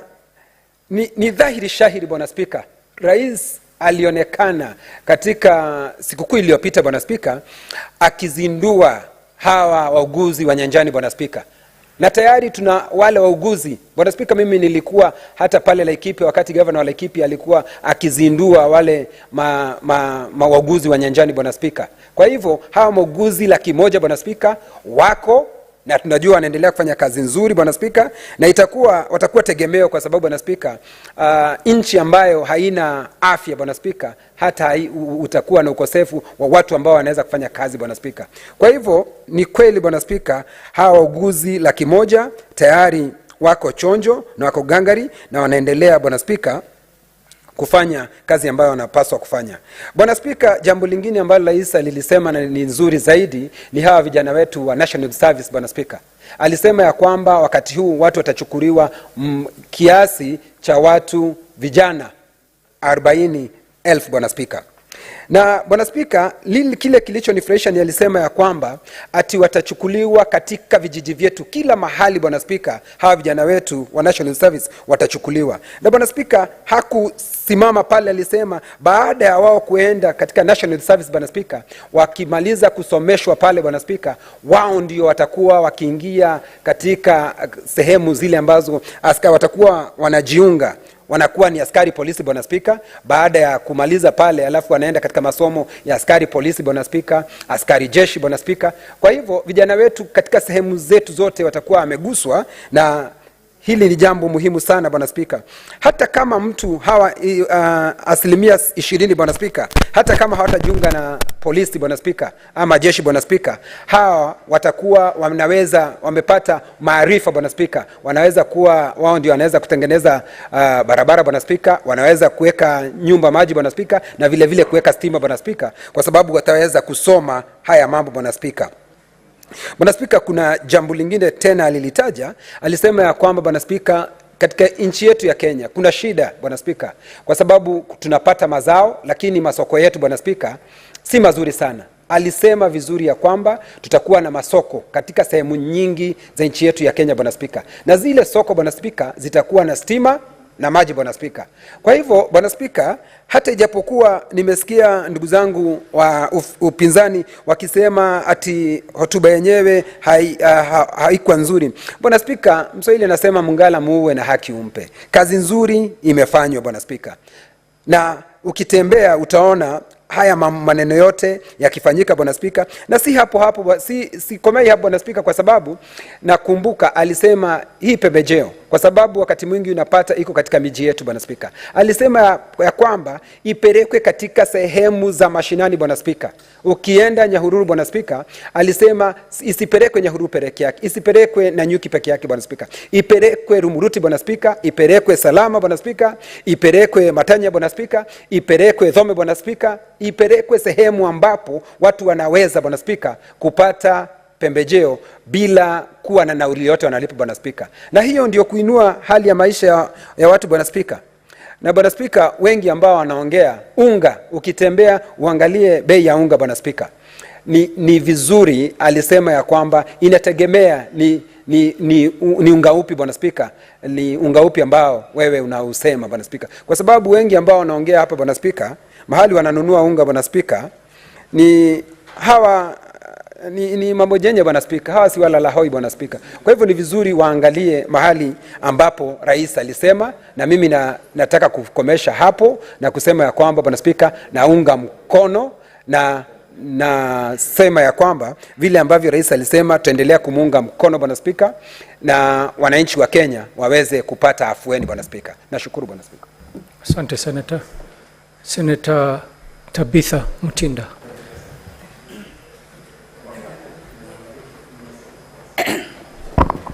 Thank you, Mr. Speaker, and I want to rise by saying that I really do support and appreciate the address of the President, His Excellency Dr. William. To me, to start with, is that the address was just very to the point in terms of even the timeline that the President was able to use, and direct to the main issues that we had been able to promise Kenyans during the campaign period. He did not even get off the things that so much we had not deliberated, but it was very much focused. It was a very well-formed address, which he was able to put it and put it across very, very well. Let me start by appreciating the fact that the President, even way before the address, we have seen that he's been able to move across all the 47 counties, ensuring that there is equal development. This is because all Kenyans are paying taxes and are eligible to equal distribution of resources and services to this country, because it is in their right. I've had colleagues from the opposition today speaking and trying to bring the issues of shares and trying to indicate that Kenya Kwanza government has tried to just offer services to the regions that were able to support them, which is totally not the case, because we've seen him actually in the western region whereby, of course, we did not fetch much, but equally distributing and looking at the blueprints in this region, ensuring that development is given as required by the law. Mr. Speaker, I note, even before I point out some of the issues that the President was able to address, I do note that very sadly that our colleagues from the opposition have been very negative and stated the reasons, some of the reasons that they could not attend the address last week on Thursday, pointing issues right, left, and center. But then you wonder, why would a whole honorable member who has been elected to represent his or her own people in different regions not create time then to have an opportunity to speak with the president of this country, a president who is a president of everybody, who interacted with everybody on Thursday, as we saw, who was also having different talks with different members on different issues in this country. And if the opposition in this house are very, very genuine as they try to claim, then that is the time they would have sat and had an opportunity to discuss with the president on the different issues that they felt were not addressed. That is what a leader does. One thing I want to appreciate is that I know that they were very keen to listen to the progresses, and then they listened to the president because he's the president. And if there were loopholes, if there are areas that had not been touched, it was the best time to come because they have access as members of parliament. Unlike the voters maybe who have minimal access, they have had a very great access that day to meet with Dr. William Ruto and have different discussions, as we saw. Members were trying to have that. So the point of trying to lie, trying to sadly tell Kenyans at this time that they were comfortably seated and drinking and whining, yet they are trying to claim that they are here fighting for the cost of unga for the Kenyans. It is sad. It is sad. That is the time they would have used to ask Dr. William, why have you not done this or why have you not done that? Then at that time, at that platform, they would get a response that they would then communicate to their people who actually put them in these different offices. One thing that made me very proud as a woman is the issue of the healthcare promoters. We in this House and the National Assembly were able to pass the Universal Healthcare Bill, Universal Health Coverage Bill, which had different acts in terms of the digital health, among others.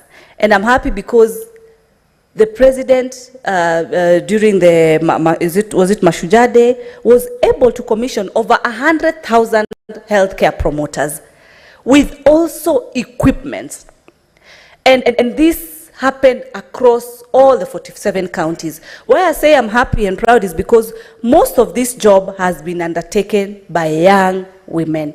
And so they were able to have an opportunity, and also the president promised that the national government, also in collaboration with the county government, is going to set some kitty, some amount that they are going to give them and reimburse them, the healthcare promoters. And it is a good progress, because a healthy nation, then a wealthy nation. And these are achievements that are highly being achieved also through the bill, the health bill that was passed. From the digital perspective, in ensuring that there's quick servicing, because then we move digitally. At the same time, matters of the amount that is supposed to be paid for healthcare, you find that both the people who are able, in a position to afford, and those ones who are not able to afford, then it gives an opportunity whereby everybody is covered. Article 43 is very clear in terms of emergency, medical emergencies. From next year, as it's going to kickstart, then you'll find that a Kenyan is eligible for emergency health at that particular moment. Mr. Speaker, the issue of judiciary allocation, 3 billion allocated to judiciary. At the same time, the appointment of the 6 judges. This is a big achievement for us as Kenya Kwanza, and ensuring that judiciary is independent, something that we've seen, and something that even this House respects the court rulings. Mr. Speaker, digital transformation. I've had some comments in terms of, oh, it's not happening, it's not here, because you just want to sit and drink and depend on hearsays, not even being factuous, because you're in a position to afford even bundles. So you use those bundles that you can be able to afford to deal with rumors. You're in a house that you are able to get facts and reality. And we've seen how the digital hubs have been implemented, all still across. And they are continuing to be implemented, which is something that is going to create job opportunities for our young people. And this is something I want to urge the opposition to try and look at some of these things in a very positive way, so as to encourage the young generation that even voted for you, so that they can be able to have an opportunity to make extra cash, because these are stations, these are areas that they can be able to make income as required. We've seen the e-government services. As we speak, we started with about 300 e-government services. As we speak right now, and the president was able to point out, we have over 13,000 services. And at the same time, the government is still continuing to ensure we have more digital services in place. The beauty of it was agriculture, Mr. Speaker. Of course, food security is a very important key issue. And us as Kenya Kwanza, we focused on the cost of production. Because without focusing on that and reducing the cost of production, then the end product or the service that's supposed to be rendered becomes expensive. And one of the elements and the products has been the issue of fertilizer that our colleagues have tried to negate, because I don't know if they don't do farming or which area they belong to. Because when a cost of fertilizer comes from Kenya shilling 7,000 to where we are at 2,500, even if you've not so much gone to school, this is natural that you can be able to know that you need the basic skills to ensure that you maximize your farming productivity, so as to ensure that there is food security. The cost of unga that they refuse today, then how will you know if your work is to sit back and drink from morning to evening, and you don't even have time to go and go, because when you go back to your house, your meal has been prepared, you do not even know, and you don't have time to go and find out. We are coming from a 250 cost of unga today, and it's ranging between 150 to 180. That is the range. But how will you know? Why don't you want to understand? Why don't you want to come and face the president himself and ask him and tell him this is like this or this is like this, so that he can be able to respond? You disappear. You go whine, you go drink, and you think that is going to build and give Kenyans the right answers. As I wind up, Mr. Speaker, the issue of housing. I'm happy because as a Nairobi delegate, job creation. I've attended one of the groundbreakings of the housing project in Nairobi, and I'm happy to state, even before this house, that the local manufacturers, the Jua Kali associations, they have been brought together so as to ensure that they are given the first priority of the local supplies in this country, be it the doors, be it the windows, whatever is needed that can be produced locally. That opportunity is accorded to them. That business is according to them. Lastly, Mr. Speaker, the Hustler Fund. We had the president said very clearly that he was able to communicate with one of the beneficiaries of the Hustler Fund. Hustler Fund is something that we went to our voters, talked to them, and got to understand what is the problem. They were able to say the challenges that they get through the Shylocks. And we were able to focus on Hustler Fund. Hustler Fund today, as we speak, we have 36.6 billion, which has been disbursed. We have 2.3 billion, which is on savings, and we have 7.5 million, which we have the repeat customers, meaning it is working well, it is helping Kenyans. They are able to also increase their credibility levels. These are big achievements that we've been able to have and ask, and I want to wind up by asking colleagues from the opposition, use the opportunity that you have as a parliamentarian to talk to your president directly, so that all the questions that you felt that were not addressed, they can be addressed. Stop hiding in clubs, in bars, in the name of that you could not listen to the president, and get the right answer so that you give your people the right information. Thank you, Mr. Speaker. Thank you, Senator. Senator Mohammed Chute. Thank you very much, Honorable Speaker. I know we don't have much time, but let me say today, Honorable Speaker, in support of this motion, the President's address, Article 132, 1C and 240 of the Constitution elaborates that the President should have a State of the Nation address. The one that was held recently, it was the 10th one. And I want to say, Honorable Speaker, the President started a journey that was started on 13th September 2022.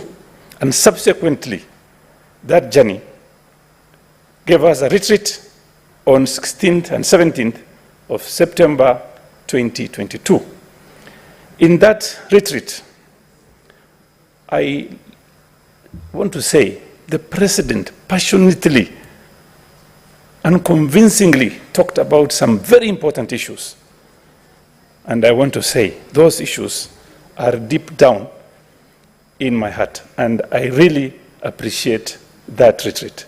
He talked about universal health coverage. He talked about deposit at NSSF, and he talked about affordable housing, among many others. Mr. Speaker, this government was elected under the bottom-up economic transformation. And it is the duty and the responsibility of our President, Dr. William Samoei Ruto, to make sure that that is achieved. And I want to congratulate him and immensely thank him for the address, because it follows what he has started, a journey he has started on the 16th of September 2022. Mr. Speaker, he has said many things. Among those things, I want to just talk about a few. Number one, he talked about the issue of healthcare, which is very, very important. In his address on the Mashujaa Day, the President talked about dispensaries having problems with the medication. The medicines, the drugs at the hospitals are being stolen, and the President said we are going to have committees to manage the hospitals and the dispensaries. And that is a very important aspect. And the people, and especially Marsabit, are talking about this a lot. So, Speaker, the other thing he talked about is about judiciary. He talked about judges, that is very good, and he talked about 3 billion shillings. Mr. Speaker, the 3 billion the President is talking about is an excellent way of trying to make sure that the judiciary is independent and free to do their work. But the problem we have, if you have looked at my statement, today's statement, I talked about courts not being finished, and we have especially Marsabit Court, which has been under construction for some time now, and we need to know what has happened with the 3 billion shillings. And it's not only in Marsabit, in many areas, in many counties, they've not finished the projects. Mr. Speaker, the President talked about fertilizer, which is also very important. Mr. Speaker, I have a farm in Naivasha, a place called Indabibi. My major crop is beans and maize. Mr. Speaker, we planted maize, we got fertilizer from the government, we bought at an affordable price, and instead of harvesting 4 bags, we harvested 7.5 bags per acre, which is a very good incentives from the government. And the other issue the President raised was about 300 million, which is going to be paid to settle the 2 billion Eurobond money. That is very important because it is going to help us in getting affordable credit also. The other issue, Mr. Speaker, the President raised is about affordable housing. Mr. Speaker, affordable housing, about 2 weeks ago, I talked about affordable housing, and I've been talking about affordable housing. The President, in his desire to give the people of Kenya affordable housing, he tried to make houses affordable by introducing free land, free taxes, and free transfer fees. Mr. President is doing well. But the problem we have, Mr. Speaker, is, I talked about scam 2 weeks ago. Scam, in normal dictionary, is fraudulent or deceptive act or operation. Why do I say it's deceptive and fraudulent? What is happening if you look at the motions we have, we have issues about Buxton. We had people complaining, coming to this house, complaining about Buxton Estate. We have Jamii Bora Estate in Kisaju. We have got Jericho, Ofafa. We have Kibera, Soweto.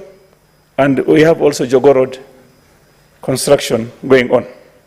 Mr. Speaker, I will say it is fraud today and tomorrow also, because the fraud does not come from the government. It is from individuals who are working in the government. And the government, the president, should check what is happening between the counties and the developers. Currently, the agreement in the normal circumstances is between a county and a particular developer. In an open market, Mr. Speaker, a developer and a landowner can go into contract.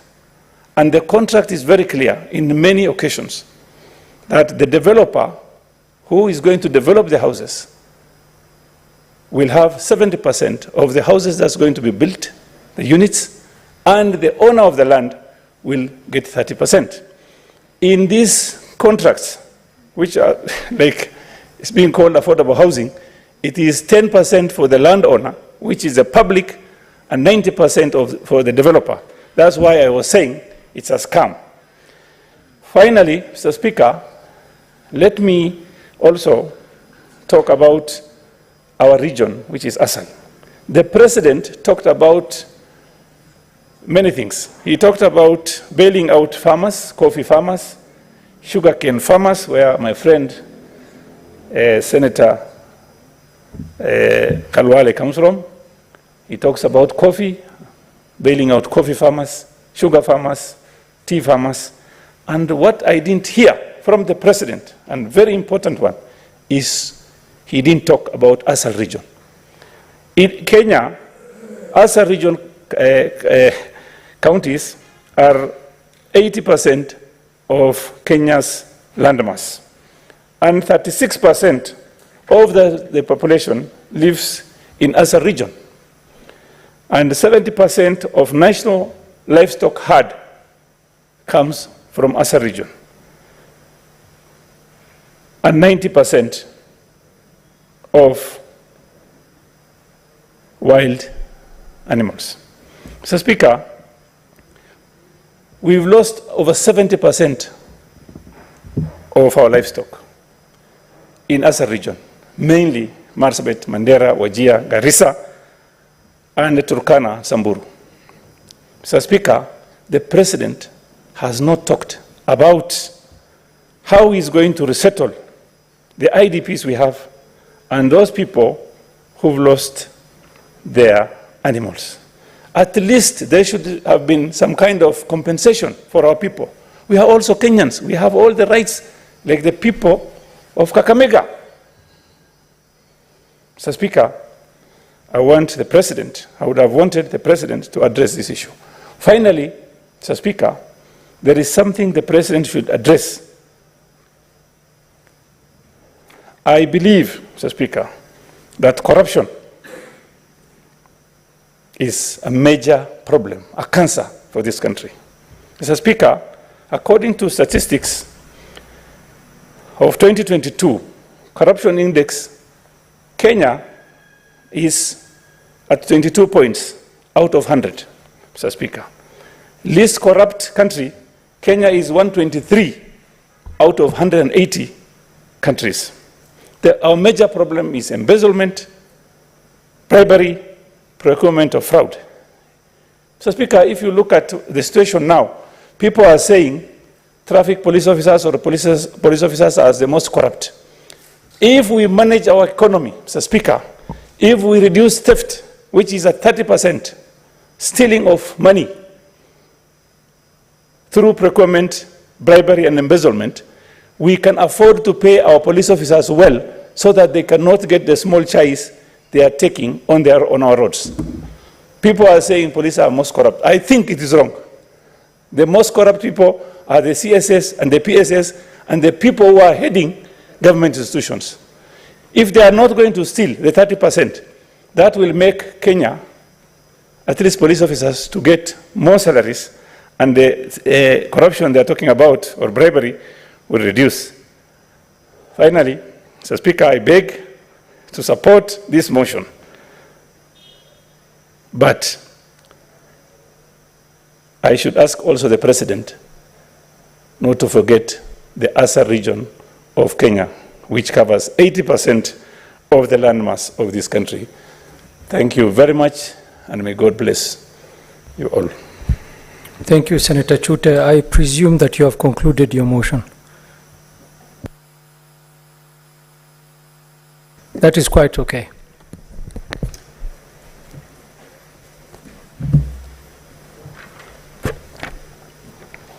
Honorable Senators, it is now 6:30 p.m., time to adjourn the Senate. The Senate therefore stands adjourned until tomorrow, Wednesday, 15th November 2023 at 9:30 a.m.